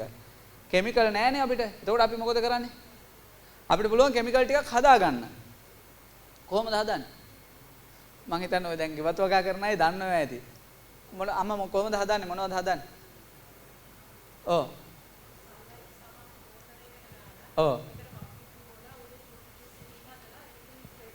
right. සන්ලයිට් සබන් පාවිච්චි කරනවා. දැන් ওই සන්ලයිට් සබන් පාවිච්චි කරන එක හොඳයි. එතකොට සන්ලයිට් සබන් වලින් ඇත්තටම කරන එක තමයි මේ අර ඒක ස්ටිකර් එකක් විදිහට තියෙනවා. මේ එතකොට ඊට අමතරව අපිට පුළුවන් අපි අවට තියෙන විවිධ දේවල් තියෙනවා. මේ කෘමීන් විකර්ෂණය කරන. එකක් තමයි මම ඒක තියෙනවා මේ මම ඒක දෙන්නම් ඔයගොල්ලන්ට. ඒක සම්පූර්ණ මේකක් තියෙනවා මේ පෙන් එකට හරි මොකෙකට හරි ගන්න පුළුවන්. එතකොට අපිට පුළුවන් පාවිච්චි කරන්න කොහොඹ ඇට වලින් නිස්සාරකයක් හදා ගන්න පුළුවන්. එතකොට ඊට අමතරව අපිට තියෙන ලූණු සහ සුදු ලූණු වල පොතු පාවිච්චි කරලා ඉවරලා. ඒකෙන් නිස්සාරකයක් හදා ගන්න පුළුවන්. අපි දන්නවා කොහොඹ ඊට පස්සේ අනිත් එක තමයි අනෝදා. අනෝදා ගහේ ඇටත් ගන්න පුළුවන්, අනෝදා කොළත් ගන්න පුළුවන්. ඒක කෘමි විකර්ෂකයක් විදිහට ක්‍රියාත්මක වෙනවා. එතකොට මේවා හදා ගන්න විදි තියෙනවා. මම ඒ ටික ඉස්සරහ කැලේදී කියන්නම්. ඒ වගේ කිමිකල් ටිකක් හදාගෙන අපිට ඒක ගැහුවොත් එහෙම ඒගොල්ලෝ නැතු වෙනවා. දැන් විශේෂයෙන් අපි දන්නවා මේවට වගේම මිරිස් වල එනවා කොළ කොඩවීම. කොළ කොඩවීම ආවට පස්සේ මොකක්වත් කරගන්න බෑ. ගහ ආපහු හැදෙන්නේ නැහැ. හැබැයි අපි කොළ කොඩවීම එන්න කලින් ඉඳන්ම දැන් වැඩේ තියෙන අර අපි කිමිකල් එක හදාගෙන වැඩේ ලෙඩේ හැදෙන්න ඉස්සලා ගහන්න ඕන. සාමාන්‍යයෙන් දවස් 3-4කට සැරයක් දිගින් දිගට සතියට සැරයක්වත් අඩුම දවස් 4කට සැරයක්වත් ස්ප්‍රේ කරනවා නම් ගස් වලට කිසිම ප්‍රශ්නයක් නැතුව පාවිච්චි කරන්න හදා ගන්න පුළුවන්. මම ඇත්තටම කරනවා මගේ එකට මම කිසිම රසායනිකයක් පාවිච්චි කරන්නේ නැහැ. එතකොට මේ අපිට ඒ වැඩේ කරගන්න පුළුවන්. අපි ඊළඟට යමු. ප්‍රශ්නෙට උත්තරේ හම්බුණා නේද? මේත් අර විදිහට මේ අලංකාරවත් විදිහට හදාගෙන තියෙනවා. දැන් අපිට සමහර වෙලාවට ගෙදරට එන්න තියෙන පාර විතරයි තියෙන්නේ. එතකොට ඒකෙත් මේ විදිහට වගා කරගෙන මේ කෑල්ලකින් හොඳ ආදායමක් ගන්න පුළුවන්. තමන්ගේ නිවසට ඕනේ දැන් මේ වැටකොළු මෙච්චර හදාගෙන ගෙදර කණ්ඩේ පතොල හදපුවාම අර රැට්ටක් එකක් තියෙන්නේ නේ. උදේටත් පතොල, දවල්ටත් පතොල, රැටත් පතොල කණ්ඩ වෙනවනේ. එතකොට අපිට පුළුවන් ඒක අඩු මිලකට හරි කාට හරි විකුණන්න. අඩු මිලට නිකන් දුන්නත් කාට හරි අසල්වැසියෙකුට ඒක සෙතක්. එතකොට Tamanටත් ඕනනම් ඒ ආශ්‍රිතව කීයක් හරි උපය ගන්න පුළුවන්. එතකොට අපිට පුළුවන් ඇත්තටම අපි අවට තියෙන බිමෙන් හැම වෙලාවෙම ගන්න. එතකොට අපේ මේ ඇත්තටම අපි නොදැනුවත් අපේ පර්ස් එකේ යන සල්ලි අපි ළඟ ඉතුරු වෙනවා. මේත් ඒ විදිහට මිරිස් හදලා තියෙනවා. අර පුංචි අපේ ගෙවල් වලට ගෙන හාල් බෑග් තියෙන. ඒ හාල් බෑග් වලට දාලා ඔය වගේ මිරිස් ගස් 10ක් හදාගත්තා නම් මුළු ගෙදරටම ඕන මිරිස් ටික ආයෙ පිටින් ගේන්න ඕනේ නැහැ. මේත් ඔය වගේ රාබු මේ බීට් හදලා තියෙන්නේ. ඒ වගේ බෑග් එක. ඉතින් පොඩි කාලයක් ඇතුළත සාමාන්‍යයෙන් මාසයක් එකමාරක් ඇතුළත අපිට අවශ්‍ය ආසන්නට යන්න පුළුවන්. මේ ප්‍රදර්ශනයකට හදපු ගෙවත්තා ඉතාමත් ලස්සනට හදලා තියෙනවා. මේ ඒත් ඔය ක්‍රමම තමයි පාවිච්චි කරලා තියෙන්නේ. ඔබට පුළුවන් ගෝවා ටික හදා ගන්න. ගෝවා ටික හැදුවට පස්සේ මේ සමහර වෙලාවට මල පොම් වෙන්නේ නැති වෙන්න පුළුවන් ගෙඩිය. මල් ගෝවා වල නම් මල් එක හැදෙනවා. ගෙඩි ගෝවා වල සමහර වෙලාවට ගෙඩිය පොම් වෙන්නේ නැහැ. ඒ වුණාට අපිට පුළුවන් ওই කොළ ටික අපි දන්නවනේ කිමිකල් ගහලා නැහැ. අපි මේවා ටික හදලා තියෙන්නේ කියලා. ගෝවා කොළ මැල්ලමක් හරි රසයි. එතකොට ඒක හදා ගන්න පුළුවන් අපිට ඒ පැලයකින් දෙකකින්. මේත් ඒ විදිහේ මේ තියෙන බැල්කනි එකේ වගේ හදාගත් එකක්. ඔබට පේනවා ඇති දැන් මේ සලාද කොළ වගේ එකක් රෙජි ෆෝම් එකක හදලා තියෙන. ওই වගේ එකට අපිට පුළුවන් ඇල්බර්ට් සොලියුෂන් එක පාවිච්චි කරලා ඉවරලා ඔබ දන්නවා ඇල්බර්ට් සොලියුෂන් එක කියලා එකක් තියෙනවා. පොහොර කඩවල වල මල් කඩවල වල තියෙනවා. ඒ ඕනනම් ගිහලා කතා කරලා ඉල්ල ගන්න පුළුවන්. එතකොට ඒ සාමාන්‍ය වතුර ලීටර් 18 ග්‍රෑම් 100ක් වගේ ප්‍රමාණයක් තමයි දිය කරන්නේ. එතකොට ඒ වගේ එකක් ගෙනාවොත් එහෙම ඉතා විශාල ප්‍රමාණයක කාලයක් තියාගන්න පුළුවන්. අපිට පස් නැහැ. සොයිල් නැහැනේ. දැන් ඒක හදන්නේ අර බකට් එක දාලා පොඩි කප්ස් වල තමයි පැලේ හිටවන්නේ. මට මේ දැන් ඔක්කොම වෙලාව අරගෙන ඔයගොල්ලන්ට ප්‍රැක්ටිකලි පෙන්වන්න බෑ. එතකොට මේ චුට්ටක් බලන්න උවමනාව තියෙනවා නම් ඔයගොල්ලන්ට ඒ තරම් ඕන තරම් දේවල් හොයාගන්න පුළුවන්. මට වෙනම කතා කරොත් උවමනාව තියෙන කෙනෙකුට මට ඒක කියන්න පුළුවන්. මේ තියෙන අතරම බැල්කනි එක හදාගත්ත පුංචි හෝම් ගාඩන් එකක්. ඒකේ තක්කාලි, මිරිස්, සලාද කොළ ඔය වගේ දේවල් ඔක්කොම ටික තියෙනවා. මේ කොළ ටිකක් හරි මොනවා හරි හදාගෙන තියෙනවා. යා. මේ ඇත්තටම ඒත් ඒ වගේම වගාවක් කරලා තියෙන විදිහ. දැන් අර මෙතන තියෙන එක පළවෙනි රූපේ තියෙන්නේ වගාවක් කරලා තියෙන තිරස් වගාවක් පැලට් පාවිච්චි කරලා ඉවරලා තමන්ගේ වත්තේ තියෙන වැටමායිමටම හේතු කරලා ඒක ආශ්‍රිතව තමයි බඳුන් ටික ප්ලේස් කරලා තියෙන්නේ. ඊටමත් මැනවින් ඒක කරලා තියෙනවා. ඊළඟ මේත් ඒ වගේ අවස්ථාවක්. දැන් අපිට පැල හදා ගන්නකොට වගා කරනකොට අපිට තවන් හදා ගන්න ඕන. පළවෙනි දේ තමයි අපි පැල ටික හදා ගන්න එපා. එතකොට පැල තවන් කිරීමේදී අපිට පුළුවන් විවිධ දේවල් පාවිච්චි කරන්න. ඔබට පුළුවන් ඔබේ නිවසෙන් එළියට දාන පොල් කටු. එතකොට දැන් අපි මේ බිම හදලා මහා පරිමාණයෙන් කරනකොට අපි බිම හදලා කරනවා. පොළව හදලා. හැබැයි අපිට පුළුවන් අපි පැල 10ක් 15ක් නම් හදාගන්නේ අපිට ඒක පොල් කට්ටක් වගේ දෙයක මොකක් හරි භාජනයක හදාගන්න. එහෙම කරන එකේ මොකද්ද වාසිය තියෙන්නේ? පොළවේ හිටවන්න නැතුව පොල් කට්ටක හරි මොකක් හරි භාජනයක අපේ තවාන හදාගන්නේ පැලේ හදාගන්න එකේ වාසිය මොකද්ද අපිට? ගලවලා ගන්න පුළුවන්. එතකොට පහසුවෙන් ගලවලා ගන්න පුළුවන් මුල් ටික කැඩෙන්නේ නැතුව. එතකොට ඒක තමයි පළවෙනි එක. දැන් අපි ගලවලා තව තැනකට හිටවනකොට ගහට ඒක ස්ට්‍රෙස් ගහට කරදරයක් එක. එතකොට ඒක අවම කරගන්න පුළුවන්. ගහට වෙන හානිය අඩුම කරගන්න පුළුවන්. ඊළඟට පොළවෙන් ඇති වෙන අපි දන්නවා නෙමටෝඩා වගේ විවිධ පණු රෝග හැදෙනවා පොළවෙන් එනවා. වෛරස් වර්ග, දිලීර වර්ග හැදෙනවා. එතකොට මෙන්න මේ වගේ දේවල් අවම කරගන්න පුළුවන් අපිට එහෙම. එතකොට දැන් අර ඔබට පේනවා ඉවත දාන බෝතලයක් කපලා ඒකට දාලා තියෙනවා. එතකොට මේ ඇත්තටම අපි යවට තියෙන දේවල් අපි විසි කරනවා වෙනුවට නැවත ඒවා පාවිච්චි කරන්න පුළුවන්. අයිස්ක්‍රීම් කප් ඔය වගේ දේවල් වලකට අපිට දාගන්න පුළුවන්. අපිට දැන් කෙනෙක්ට පාත්තියක් දාගන්න නැත්නම් අපි එක්ක පොලිතින් කඩලක් කඩෙන් ගේන්න ඕනේ. ඒ වගේ දෙයක් නැතුව අපි අවට තියෙන ඕනම භාජනයක් පාවිච්චි කරලා කරන්න පුළුවන්. අපි කරන්නේ මේක හදන්න කලින් යටින් සිදුරු කීපයක් හදා ගන්නවා. සිදුරු කීපයක් හදාගන්නේ අමතර වැඩිපුර වතුර ඉවත් වෙන්න. එතකොට අපි මේකේ බඳුන් මිශ්‍රණයේ විදියට හදා ගන්නවා. මොනවද සාමාන්‍යයෙන් තවානකට දානකොට විශේෂයෙන් බඳුන් මිශ්‍රණය දාගන්නේ?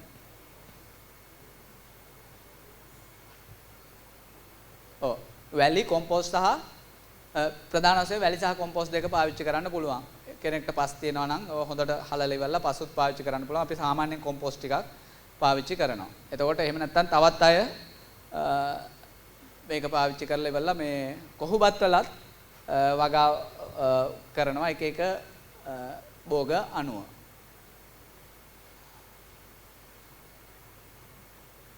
දැන් මේ තියෙන ඇත්තටම ඒ විදිහට වගා කරන්න හදාගත්ත තවාන් හදාගන්න එක මේ පළවෙනි එක ඕගොල්ලන්ට තියෙන කුට්ටි තවාන කියලා ඉවරලා ඒක ඇත්තටම අපි මැටි වලින් හදාගන්නේ. මැටි වලින් පුංචියට කරලා පොඩි බ්ලොක් විදිහට එක කපා ගන්න. ඒ කරලා එක බ්ලොක් එකකට සාමාන්‍යයෙන් අඟල් 2.2 වගේ පොඩි බ්ලොක් එකක් වගේ හදාගෙන අර දොඩොල් කපනකොට ලොකු එකක් හදාන්න කැලි වලට කපා ගන්න. ඒකල එක බ්ලොක් එකකට එක බීජයක හෝ දෙක ගානේ දාලා තියෙනවා. ඊට පස්සේ ඒක දවස් කිහිපෙන් මේ වුණාට පස්සේ බ්ලොක් එකම කපලා ගිහිල්ලා ඵලයේ හෝ භාජනයේ සිටව ගැනීම කරනවා. ඒ වගේම තවාන් අපිට පුළුවන් පොළවේ තවාන් පස් උස්සලා ඉවරලා තවානක් හදා ගන්න. එතකොට මේ මෙතන තියෙනවා ඔබට දකින්න ලැබෙනවා ඒත් උසු තවානක්. මේක ඇත්තටම ප්‍රොපගේටර් එකක් විදිහටත් පාවිච්චි කරනවා. ඒ කියන්නේ එයාගේ මුල් කාලේ වැස්සෙන් එහෙම නැත්නම් පරිසරයෙන් අනිත් අයගෙන් වෙන හානිය අඩු කරන්න පොලිතින් එකක් වගේ එකකින් වහන්න සකස් කරගත් එකක්. මේ තියෙන මේ දෙවෙනි අවස්ථාවේදී පැල ටික ලොකු වෙනකොට අර එක ගලවලා ඉවත් කරනවා. ඊළඟට හරි අපි එතකොට අපිට වැදගත් වෙන්නේ අපි දැන් වගා කරන්නේ මොනවද කියන එක ගැන කතා කරා ඇත්තරම ඊට පස්සේ අපි වගා කිරීමේදී අපිට වැදගත් වෙන්නේ අපේ පොළව පසනේ පසේනේ වගා කරන්නේ. එතකොට අපිට පස සාරවත් කර ගැනීම ඊටාම ගහට අවශ්‍ය කරන පෝෂ්‍ය පදාර්ථ අපි ලබා දීම කරනවා ජලය වගේ. එතකොට මේ පෝෂ්‍ය පදාර්ථ අපිට ලබා දෙන්න පුළුවන් කොම්පෝස්ට් වගේ දේවල් වලින්. එතකොට ලබා දීම තුලින්. එතකොට අපි මේ පොළව සාරවත් කර ගැනීම තුලින් තමයි අපේ වගාව සාරවත් කර ගැනීම සහ පොළව සංරක්ෂණය කර ගැනීම. අපිට දන්නවා වැස්සට වහිනවා. එතකොට හේදිලා යනවා. ඒ වගේ හේදිලා ගියාට පස්සේ වැලි ටික විතරයි ඉතුරු වෙන්නේ. එතකොට ඒකින්ද අපිට පුළුවන් අපේ පොළවට කොම්පෝස්ට් වගේ දේවල් එකතු කරන්න, කොළ රොඩු වගේ දේවල් එකතු කරවන්න. ඒ වගේම පොළව මතු පිට කොළ රොඩු වගේ දේවල් දැම්මහම වේගෙන් වතුර වැටෙන එක නතර වෙනවා. ඒ වගේ ඒවායින් පස සංරක්ෂණය කරගන්න පුළුවන්. ඊළඟ එක තමයි අනිත් එක තමයි රනිල භෝග. රනිල භෝග කියන්නේ මොනවද? අපේ ඉඩමක් අපි නිකන් තියෙනවා නම් අපිට පුළුවන් ඒකේ රනිල භෝග ටිකක් වගා කරලා ඉවරලා පොළව සරු කරන්න. රනිල භෝග කියන්නේ ඒක රනිල කුලේ ශාක වලට තියෙන විශේෂ හැකියාවක්. ඒ ඉන්න මොලේ ඉන්න බැක්ටීරියා වලින් වයිගෝලේ නයිට්‍රජන් තිර කරලා පොළොවට දෙනවා. මොකද අපි දන්නවා වගාවේ ගහක් හැදෙන්න ප්‍රධාන වශයෙන් නයිට්‍රජන්, ෆොස්ෆරස්, පොටෑසියම් සහ අනිකුත් අංශු මාත්‍ර මූලද්‍රව්‍ය ඕන කරනවා. එතකොට මේ නයිට්‍රජන් අවශ්‍යතාවය සම්පූර්ණ කරලා දෙනවා, පොළොවට තිර කරලා දෙනවා. එතකොට රනිල භෝග විශ්ින්.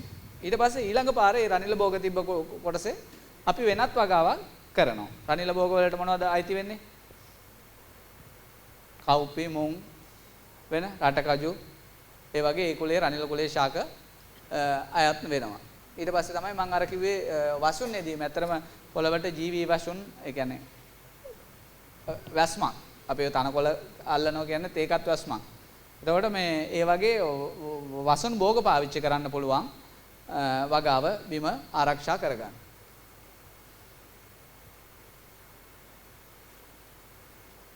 දැන් අපිට වගා කිරීමේදී අපිට ඉතාම අත්‍යවශ්‍ය දෙයක් තමයි පොහොර. පොහොර කියන්නේ කොම්පෝස්ට් හදා ගැනීම.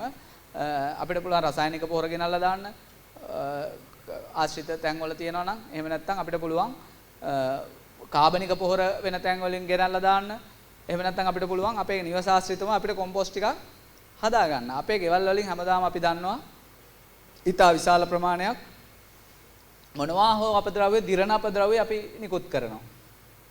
කුස්සියෙන් ගත්තොත් එහෙම ලුණු පොත්තේ ඉඳන් ගොඩාක් දේවල් ගෙන එළවලු වලින් සාමාන්‍යයෙන් ග්‍රෑම් 200ක් 300ක් කසල භාජනයට එකතු වෙනවා. එතකොට අපි කරන්නේ ඒවා ටික මොකද කරන්නේ? shopping bag එකකට දාලා තව තියෙන shopping bag ටිකත් ඔක්කොම කරලා දාලා ඉවරලා ගෙනහිලා පාරෙන් තියනවා. එහෙමනේ කරන්නේ. එතකොට මේ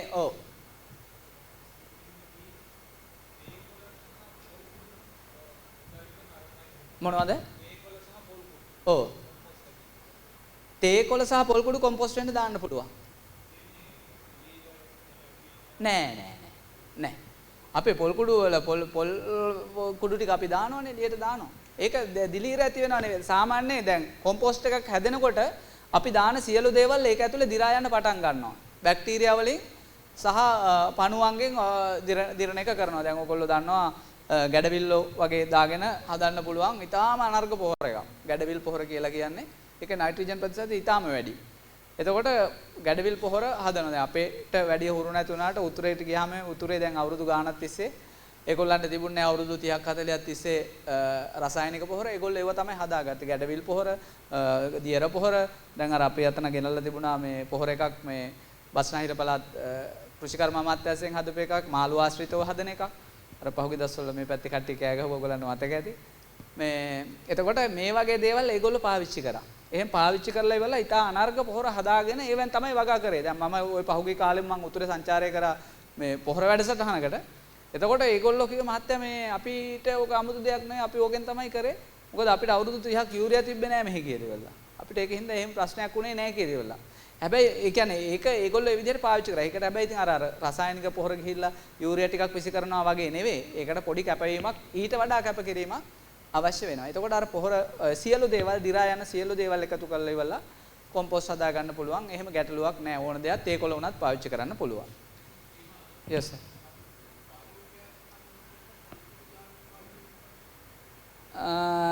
බයෝගෑස් වලට මට එහෙම එකක් නෑ. මම හිතන්නේ නෑ එහෙම එකක් තියෙනවා කියලා. ඒකට හේතුව දැන් බයෝගෑස් එකක් හදන්න අපි බැක්ටීරියා ඉස්සලා ඉනකියුලේට් කරනවානේ.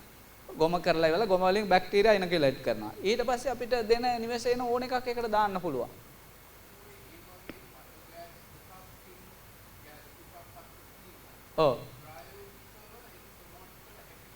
පුළුවන්. පැහැදිලි කරන්න පුළුවන්.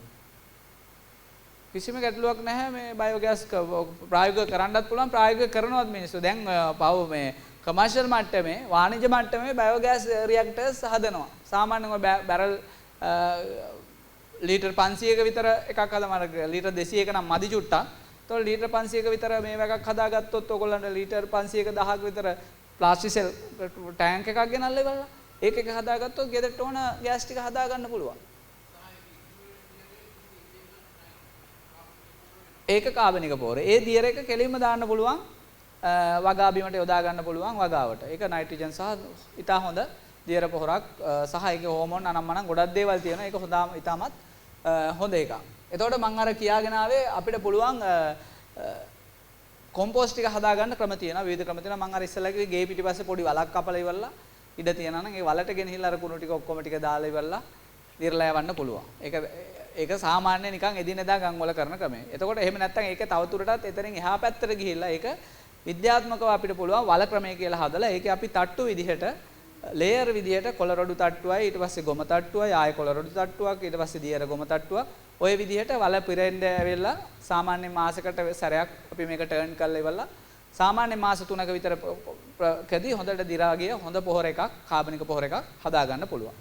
ඊළඟ එක තමයි අපිට පුළුවන් ගොඩ ක්‍රමය. මේ විදිහටම වලක නෙවෙයි පොළව මතු පිට මේ විදිහට කොළරොඩු ඒ විදිහට ලේයර්ස් විදිහට අපි මේක දාලා ඉවරලා මේ තියෙනවා අපිට පාවිච්චි කරන්න පුළුවන්.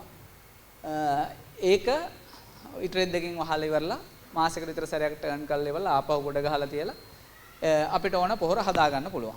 ඊළඟ තමයි බැරල් ක්‍රමය. බැරල් ක්‍රමය අපි දන්නවා කොන්ක්‍රීට් බැරල් එනවා කොම්පෝස්ට් වලට. ඊට පස්සේ අනිත් එක තමයි මොකද්ද? ප්ලාස්ටික් එක එනවා. එතකොට මේ ප්ලාස්ටික් බැරල් වලටත් මේක ඇත්තටම චුට්ටක් අර කලවම් වෙන්නේ නැති නිසා හිමීට දිරන්නේ. එතකොට ඒ වුණාට අපි ගෙදරින් යන අවුට් එක එළියට යන දේවල් ටික මේකට දාලා ආපස්සට වගාව සඳහා කොම්පෝස්ට් විදිහට යොදා ගන්න පුළුවන්. එතකොට ඇත්තටම මේ භාවිතා කරන්න පුළුවන් දේවල් තමයි ග්ලිරිසීඩියා, ඉපිල් කැප්පිටියා. දැන් මේ තුන ගැන විතරක් දාලා තියෙන්නේ ඇයි? අනිත් ඒවාත් දාගන්න පුළුවන්. හැබැයි මේ තුනේ විශේෂත්වයක් තියෙනවා. මේ ග්ලිරිසීඩියා වල ඉපිල් කැප්පිටියා වගේ උවේ නයිට්‍රජන් අගේ වැඩි. නයිට්‍රජන් ප්‍රතිශතය වැඩි. එතකොට මේ නයිට්‍රජන් ප්‍රතිශතය වැඩි නිසා අපේ පොහොර එකට ඉතාමත් ඒක වහන්සියක් වෙනවා. ඊට පස්සේ වල් පැලෑටි අපිට පාවිච්චි කරන්න පුළුවන්. මාන ඉලුක් වගේ ඒවා. ජල්ජ සාක ජපන් ජබර සැල්වීනේ. ජපන් ජබර කියන්නේ ඇත්තටම ජපන් ජබර වලින් අපි එකක් දැනටමත් කොම්පෝස්ට් පොහොර එකක් හදනවා. ඉතාමත් ඉහළ ප්‍රතිඵල දීපු කොම්පෝස්ට් එකක්. එහි නයිට්‍රජන් ප්‍රතිශතය ගොඩක් වැඩි. මොකද එහි මූල ගැටිති වල අපි හිතන විදිහට මොකක් හරි එයාගේ ඒ පද්ධතිය තියෙනවා. එතකොට ඊළඟ එක භෝගවල අවශේෂ කොටස්. ඊට පස්සේ සත්ත්ව අපද්‍රව්‍ය. දැන් ගොම කුකුල් අපද්‍රව්‍ය වවුල් වසුරු වගේ දේවලුත් පාවිච්චි කරන්න පුළුවන්. වවුල් වසුරු කියන්නේ ගොඩක් නයිට්‍රජන් තියෙන එකක්. ඊට පස්සේ කුණු රොඩු සහ කුස්සියේ ඉවතලන දාල් පාවිච්චි කරලා ඉවරලා කොම්පෝස්ට් හදා ගන්න පුළුවන්. මේක කොම්පෝස්ට් ඊට පස්සේ ආපස්සට දැන් මේකේ අපිට තියෙන මේකේ නෑනේ මොකක්වත් නරක දෙයක් නෑනේ. ඒවම තමයි තියෙන්නේ. ආපහු මේ පොළොවට මේ වෙලා යන ආපහු කාබන් ටික තමයි නයිට්‍රජන් ටික තමයි එන්නේ. අපි දැන් රසායනික පොහොර ගේනකොට අපි දන්නවා රසායනික මම කියන්නේ මහා පරිමාණ කමර්ෂල් වගා නෙවෙයි. කමර්ෂල් වගාවලදී ඇත්තටම අර ප්‍රායෝගික අමාරුතාවයන් තියෙනවානේ. හැබැයි පුංචි අපේ ගෙවත්තක් වගේ දේවල් වලදී අපිට කොම්පෝස්ට් ටිකක් හදාගන්න ඒ වැඩේ කරගන්න පුළුවන්. නැත්තම් කොම්පෝස්ට් පැකට් එකක් අරගෙන ඇවිල්ලා කරත් ඒත් ලාභයි. මොකද කොම්පෝස්ට් කිලෝ එකක් සාමාන්‍ය රුපියල් 10 15 ඉඳන් 30 40 50 වගේ රේන්ජ් එක වෙනකන් තියෙනවා. ඒකට අපිට බැලුව හැකි සමහර නිර්දේශිත කෘෂිකර්ම දෙපාර්තමේන්තුවේ වගේ නිර්දේශ එවුවා. ඒ වගේ ආයතනයකින් ගත්තොත් ඔයාලට හොඳ පොහොර එකක් පාවිච්චි කරන්න පුළුවන්. අපි යන් ඊළඟට.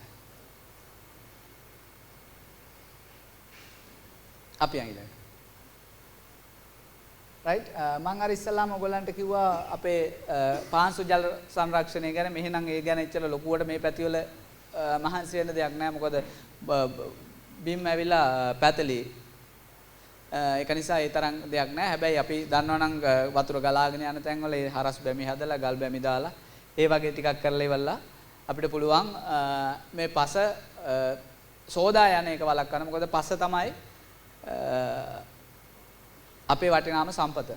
පස නැති වෙනකොට ඒ පොළව නිසර වෙනවා. මොකද අර ෆ්‍රැන්ක්ලින් රූසෙල් කියන එක වෙලාවෙදි කතාවක් ලෝකේ පසට සලකන්නේ නැති જાතිය මේ දුප්පත් වෙලා විනාශ වෙලා යනවා කියලා. ඇත්තටම අපේ පසේ තමයි සියලු දේවල් තියෙන්නේ. මොකද අපි අන්තිමට අපි මොනවා කියවත් අහසෙමකවත් හැදෙන්නේ නැහැ. පොළවේ පසේ තමයි හැදෙන්නේ. ඒ සියලු නිසා අපි පස ආරක්ෂා කරගන්න එක කරන්න ඕනේ. එතකොට අපිට පුළුවන් පස ආරක්ෂා කිරීම සඳහා අර දැන් ලොකු වගා කරන අයගේ පුළුවන් බිමට වසුන් එදින්න පිදුරු වගේ දේවල් පාවිච්චි කරන්න පුළුවන්. පොල්ලතු වගේ දේවල් දැන් කහ වගේ දේවල් වලදී පිදුරු වගේ දේවල් උඩින් යොදනවා. ඒ වගේම ඒකෙදී පොළවෙන් ජලය හානි වෙන එකයි ඊට පස්සේ පොළොව තද වෙන එක ඒ වගේ දේවලුත් වලකිනවා.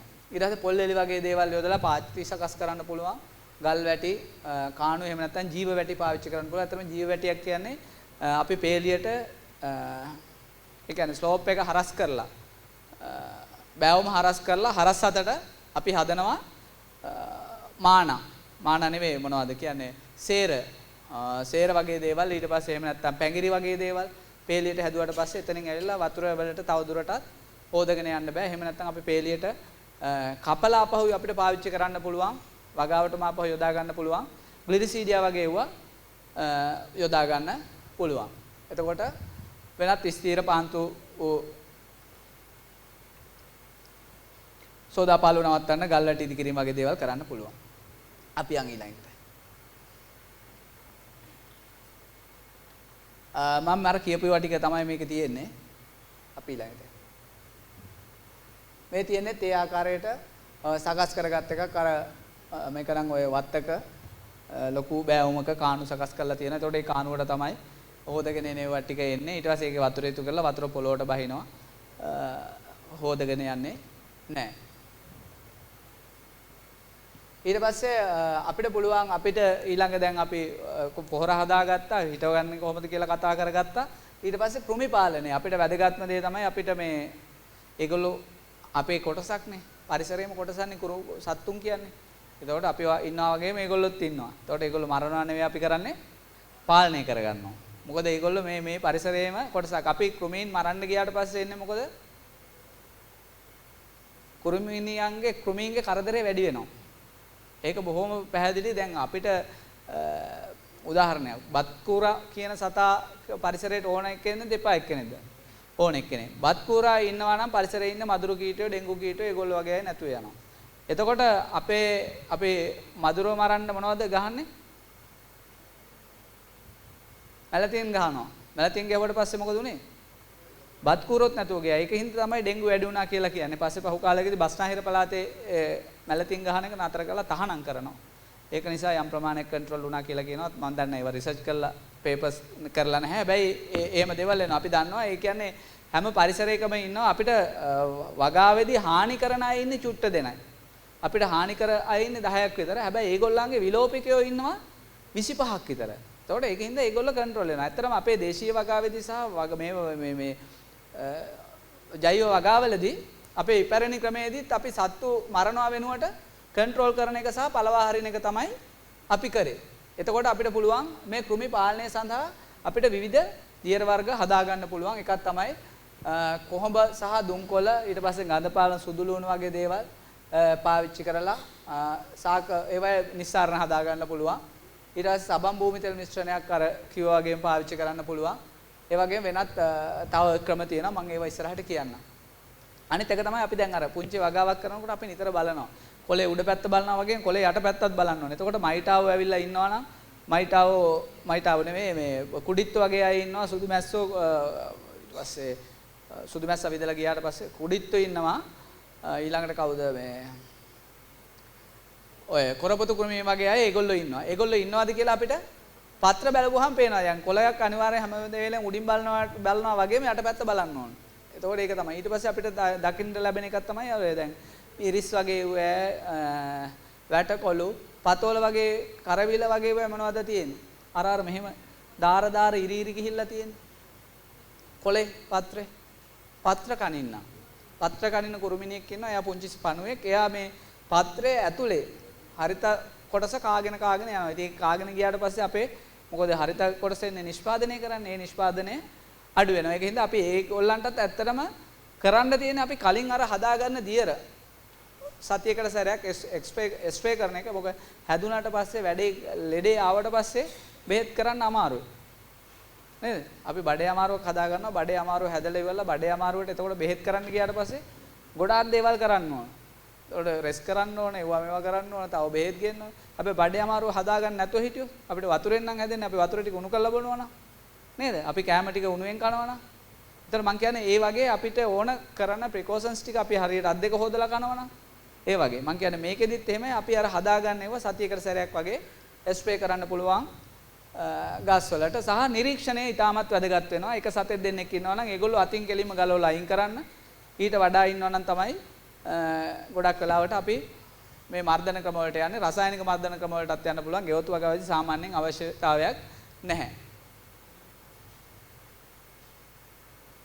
එතකොට මේ පලිබෝධ මර්ධනය සඳහා අපිට පාවිච්චි කරන්න පුළුවන් සාකසාර අර විදියම කොහොඹ දුම්කොළ ගඳ පාන සුදු ලුණු අනෝදා ඇට ආදී ඒවා දාස් ඊට පස්සේ අනිත් එක තමයි මේ අපිට පුළුවන් මේ දාස්පෙතිය වගේ දේවල් දාස්පෙතියා ඊට පස්සේ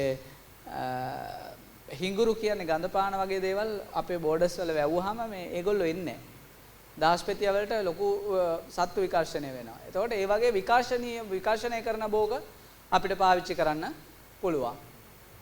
ඒ වගේම අපිට පුළුවන් භෝග මාරුව කරන්න. ඒ කියන්නේ මේ අවුරුද්දේ අපි හදනවා මොකක් හරි එකක් ඊළඟ අවුරුද්දේ පිපිඤ්ඤම හදන්නේ නැහැ. මේ අවුරුද්දේ පිපිඤ්ඤ හදුවොත් ඊළඟ අවුරුද්දේ පිපිඤ්ඤ හදන්නේ නැතුව වෙන එකක් හදනවා. එතකොට නැත්තම් වෙන්නේ මේ පරිසරයේ එයාට අදාළ රෝගකාරකයෝ ටික ළඟ ඇවිල්ලා ඉන්නේ. එහෙම නැත්තම් ඒගොල්ලන්ගේ ජීවන චක්‍රයේ අවස්ථා පොළවේ තියෙන්න පුළුවන්. එතකොට එහෙම නැත්තම් අවශ්‍ය පරිසරයේ රැඳිලා තියෙන්න පුළුවන්. ඒක හින්දා භෝග මාරු කරපුවාම එයාගේ ජීවන චක්‍රයේ අවස්ථාව කැඩෙනවා. ඒක හින්දා අපි භෝග මාරුව සිද්ධ කරනවා මර්ධන ක්‍රමයක් විදියට මේ කෘමි මර්ධන ක්‍රමයක් විදියට. එතකොට අනිත් එක තමයි අපේ ශේෂ්ත්‍රයට ගේනකොට අපි හැම වෙලාවෙම පැල ගේනවා නම් පිටින්. එතකොට රෝපණ ද්‍රව්‍ය ගේනවා නම් ඒවා නිරෝගීවත් ඒවද කියලා බලන්න ඕන. අරගෙන මොකද මොනවද කොට වෙලා ඒ වගේ දේවල් වෙලා ඔක්කොම වෙන්න ඕනේ ටික අපි ගෙනල්ලා ඉවරලා හිටවුවොත් එම හරි මහත්තයා අර එහා පැත්තේ තියෙන එක හොඳට තියෙන එක 75යි මේකට කමන්නේ රුපියල් 25ට දෙන්න. අර යන්න කියලා දුන්නාම ඒක ගෙනල්ලා අපි හිටවනවා. අපි ගෙනල්ලා තියෙන්නේ සල්ලි දීලා ලෙඩක් ගෙනල්ලා තියෙන්නේ. රෝග ටික තමයි ගෙනල්ලා තියෙන්නේ. ඒතකොට තියෙන වටත් ඒක හැදෙනවා. ඒකින්ද අපි හැම වෙලාවෙම ගන්නකොට නිරෝගී පැලයක් තෝර ගන්න ඕනේ. ඒක බලපුවාම අපියරන්ස් එකේ පේනවා සත්තු කාලා නැහැ. මේ තැන් වල කොළවල් වල ලෙඩ හැදිලා නැහැ. කොළ මැලවිලා නැහැ. එතකොට සමහර වෙලාවට අර මලකඩ වගේ පාට තියෙනවා එජ් එක පිච්චිලා. ඒ වගේ නැතුව නිරෝගිමත් පැලයක් ගන්නවා. ඒ වගේම යටපැත්ත සහ උඩ පැත්ත ගහේ බලන්න හොඳට සත්තුන්ගේ බිත්තර තියෙනවද කියලා ඉවරලා. උඩිත්ව ඉන්නවද කියලා ඉවරලා. පුංචි සතෙක් ඒක බලපුවම තේරෙනවා. එතකොට මේ ඒ වගේ අය ඉන්නවද කියලා අපි නිරීක්ෂණය කරන්න ඕන. නිරෝගිමත් රෝපණ ද්‍රව්‍ය ලබා ගන්න ඕන. අපි යන්නේ ඊළඟට.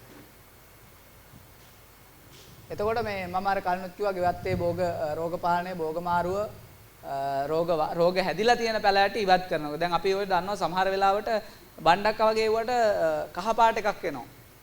මොකද්ද ලෙඩේ? වගා කරන අය දන්නවා. වෛරස් එකක් එන්නේ. පත්‍ර විචිත්‍ර වෛරස් එක. මේකට බෙහෙත් නැහැ. ඒක අපරාධි ගහ හැදිලා දැන් කහ පාට වෙලා තියෙන්නේ. ඒක හැදෙන්නේ ඇත්තටම ඉස්සල්ලාම බලුවොත් එම කහ පාටට ඔය වගේ බිම තියෙන තනකොළ මොනවද වෙනත් වල් වර්ග තියෙන්නේ. වල් වර්ග වලට ඔක හැදෙනවා. හැදිලා ඉවරලා අර ගහට එනවා. එතකොට මොසැයික් වෛරස් එකක් කියලා කියන්නේ මේ කහ පාට පත්‍ර විචිත්‍ර වෛරස් එකක්. ඒක විශේෂයෙන් ඔය සියලුම මේ භෝග වලට එනවා. එතකොට කරන්න තියෙන්නේ මොකද කරන්නේ? ගහ ගලවලා පුච්චලා අයින් කරන්න ඕන. ඒක තමයි කරන්න පුළුවන් හොඳම දේ. නැත්නම් අනිත් අයට අනිත් ප්ලාන්ට් වලටත් ඒක එනවා. ගොඩක් වෙලාවට පොළවේ වගා කරනකොට තමයි ඕකේ එන්නේ. ඊට පස්සේ අනිත් එක තමයි අපේ දේශීය වර්ග තියෙනවා. හයිබ්‍රිඩ් වල වෙනුවට දේශීය බීජ වර්ග තියෙනවා. මේව ඇත්තටම රෝග වලට ගොඩක් ප්‍රතිරෝධී සහ ඔරොත්තු දෙන ඒවා. එතකොට ඒගොල්ලෝ අපිට පාවිච්චි කරන්න පුළුවන්. ඊට පස්සේ අනිත් එක තමයි මේ තියා මේකෙත් තියෙන්නේ. ඒක තමයි ලෙඩේ. හරි. ඒවා දැක්ක ගමන් ගලවලා ඉවත් කරන්න ඕනේ. ඊළඟට යන්න.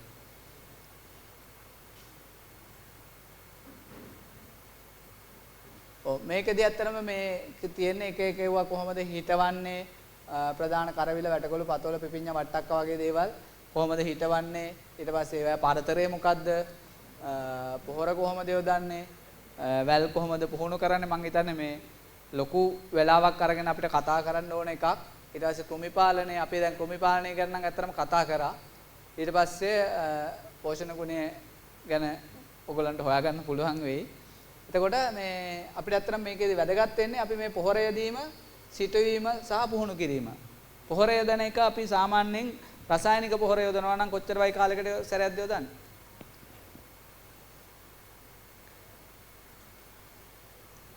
පොහොර මුර සාමාන්‍යයෙන් දෙකක් විතර තමයි පාවිච්චි කරන්නේ. එකක් බේසල් ඩ්‍රෙසින් එකක් දානවා හිටවන වෙලාවෙම. ඊට පස්සේ සාමාන්‍ය වර්ධන අවස්ථාවේ දානවා ආයේ පළදරන අවස්ථාවේදී හඳුන්ලා දෙනවා රසායනික පොහොර. එතකොට ඇත්තටම කාබනික පොහොරත් අපිට පාවිච්චි කරන්න තියෙන්නේ මුලට වගා කරන අවස්ථාවේ අපි මුලට යොදනවා. ඊට පස්සේ අපිට කාබනික දියර පොහොර වගේ දේවල් අවස්ථා දෙකකදී වගේ වගාවට යොදන්න පුළුවන්. සමහර වෙලාවට ඌනතා ලක්ෂණ පෙන්වනවා නම් අපි වැඩිපුර අවස්ථාවක් යොදා ගන්නවා. ඊළඟට ඔව් ඔව් ඔව් ඔව් ඒකට හේතුව තමයි දැන් වර්ධනය සඳහා අපිට අවශ්‍යයි නයිට්‍රජන් වගේ දේවල්. නයිට්‍රජන් තියෙන පොහොරක් තියෙනවා නම් නයිට්‍රජන් පොහොර බහුලයි.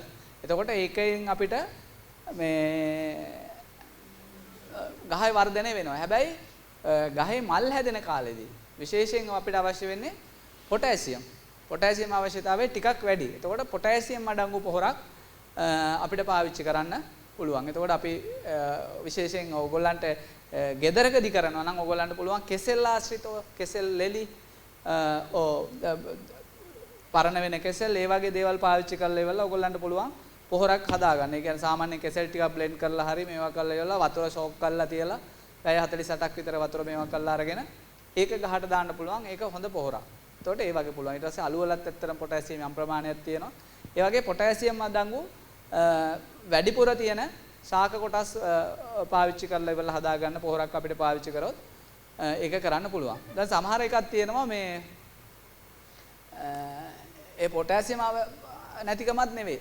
ඒක තමයි මේ අපි පාවිච්චි කරන්න ගත්ත බීජ, පැල කරන්න ගත්ත බීජවලට පුළුවන් ද පැටව හදන්න, ගෙඩි හදන්න, මල් හදන්න.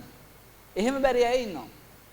විශේෂයෙන් දැන් අපි ඔය හයිබ්‍රිඩ් වල තියෙනවනේ. හයිබ්‍රිඩ් වලට බෑ ඊළඟ පරම්පරාව හදන්න. එයා මලුත් පිපෙනවා. හැබැයි ගෙඩි හැදෙන්නේ නැහැ.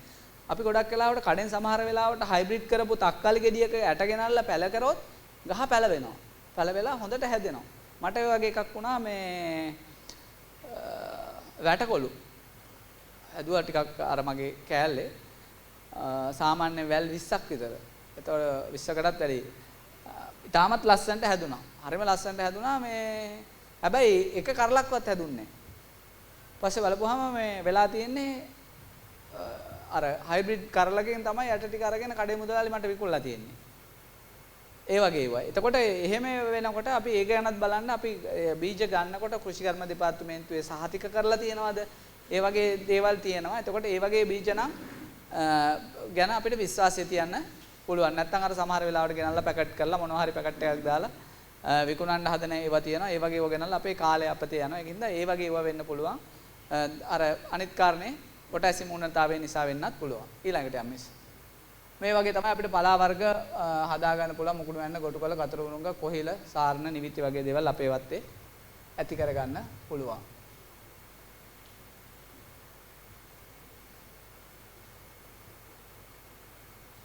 කිරියාල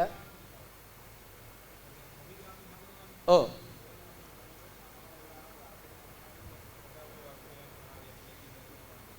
ඔව් ඔව් ඔව් ඔව් මෙහෙ මමත් ඇත්තටම අහලා තියෙනවා. දැන් හේතුව තමයි සමහර වෙලාවට ඔය මේ සබන් වතුර පාවිච්චි කරනකොට සබන් වතුර වල විවිධ තියෙනවා රසායනික ද්‍රව්‍ය. විශේෂයෙන් සමහරට හෙවි මෙටල් වගේ දේවල් තියෙන්න පුළුවන්. බැරලෝහ වගේ දේවල් තියෙන්න පුළුවන්. එතකොට ඒ බැරලෝහ අපහු මේ වකට එකතු වෙච්ච ගමන් එයා ශාක උරා ගන්නවා. ඒකින්ද මේ කොහිල වගේ වගාවකට ඇත්තටම අපි වගා ගෙදර ආහාරයට සඳහා යොදා ගන්නවා නම් සබන් වතුර යන එක නතර කරනවා නම් හොඳයි. ඒක ඇත්තටම මේ එක මමත් ඔක කියුවා මේ කියවපු එකක් තේරෙන්නේ මේ ඒක නිසා ඇති වෙන්න පුළුවන් කියලා. ඉතින් කොහිල පාත්‍යක් වගේ එකක් හදා ගන්නවා නම් අපි දලුනේ ගොඩක් වෙලාවට කන්නේ ඊට පස්සේ අල ටික කන්නේ. එතකොට ඒක නිසා මේ අර වගේ දේවල් වෙන්න පුළුවන්. අපි ඒකින්ද ඒක ගැන ඊට වැඩිය සැලකිලිමත් වෙනවා නම් හොඳයි. මේ තියෙන එක එක මඤ්ඤොක්කා එක එක අල වර්ග කොහොමද ඒවා වගා කරන්න කියලා සාමාන්‍යයෙන් අපිට ඔය ඒ වගේ ඒවා අපිට තේරෙනවා හිරු එළිය වැටෙනකොට දැන් මේ නිශ්චිත පරතරයක් මේක මේ අඩි දෙකයි මෙහෙම නූලට අල්ලලා එහෙම හිටවන්න ඕනේ නැහැ ගෙවල් වගාවේදී ගෙවතු වගාවේදී අපි පුළුවන් තරම් ස්පේස් එක පාවිච්චි කරලා ලං කරලා ඒ උඩින් එන ආලෝකය සහ වටේට දෙන්න දැන් පොළවේ හිටවනවා නම් තමයි ගොඩක් පරතර තියෙනවා බාක් වල තියෙනවා අපිට පුළුවන් තරම් ලං කරලා ඒක හදා ගන්න පුළුවන්. එතකොට ආලෝකය වගේ දේවල් උපරිමව ගහට ලැබෙන්න පුළුවන් විදිහට අපි පරතරය වෙනස් කරගත්තට කමක් නැහැ.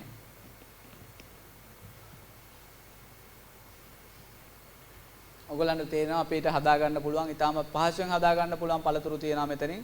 ගොඩාක් කල් යන්නේ නැතුව මොනවද හැදෙන්නේ?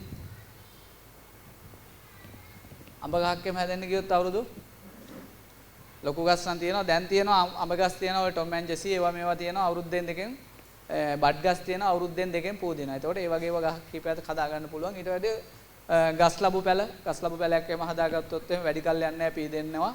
මේ අපිට අවශ්‍ය පළතුරු හොයාගන්න පුළුවන් ඒ වගේ. ඊපස්සේ මේත් ඇත්තට මේවා වගා කිරීම සහ අරකම තමයි අපි යන් ඉස්සරහට.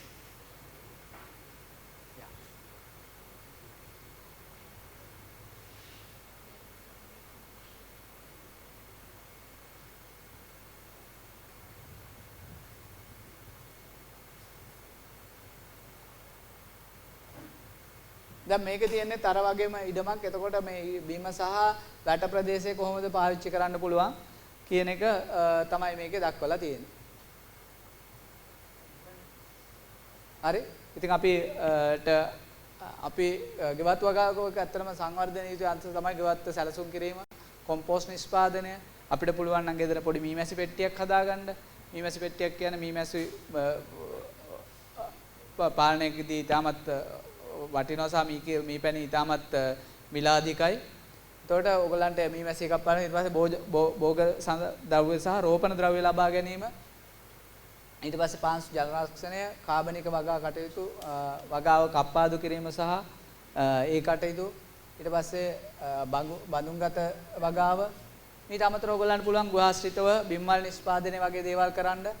ඊට පස්සේ ආරක්ෂිත ගෘහ තුල වගා කරන්න පුළුවන්. ජල සම්පාදනය වගේ දේවල් තමයි මේකේ ඊළඟට තියෙන්නේ.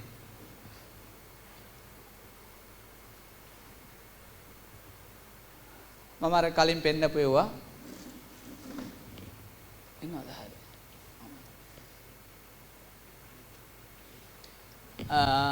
උඩේකට යන්න. ඔයගොල්ලන්ට පුළුවන් මේ වගේ මීමැසි පාලන වැඩසටහනක් කරන්න මීමැසි ජනපදයක් ඇති කරගන්න. ඊටමත් තමන්ගේ නිවසේ එක මීමැස්සෝ මේ එකක් තිබ්බොත් එහෙම විශාල මේ එකක් එකතු කරගන්න පුළුවන්. ඊළඟ දැන් අපි කතා කරපු ඒවා ටික තමයි ඔයගොල්ලන්ට මේ තියෙන්නේ. අර වගේ ගහක් ගත්තොත් ඒක කප්පාදු කිරීම වගේ දේවල් කරගෙන යන්න ඕන. අනිත් එක ආරක්ෂිත ගෘහ තුල වගා කිරීම කරන්න පුළුවන්. ෂේඩ් net එකක් එහෙම නැත්නම් පොලි ටනල් එකක්.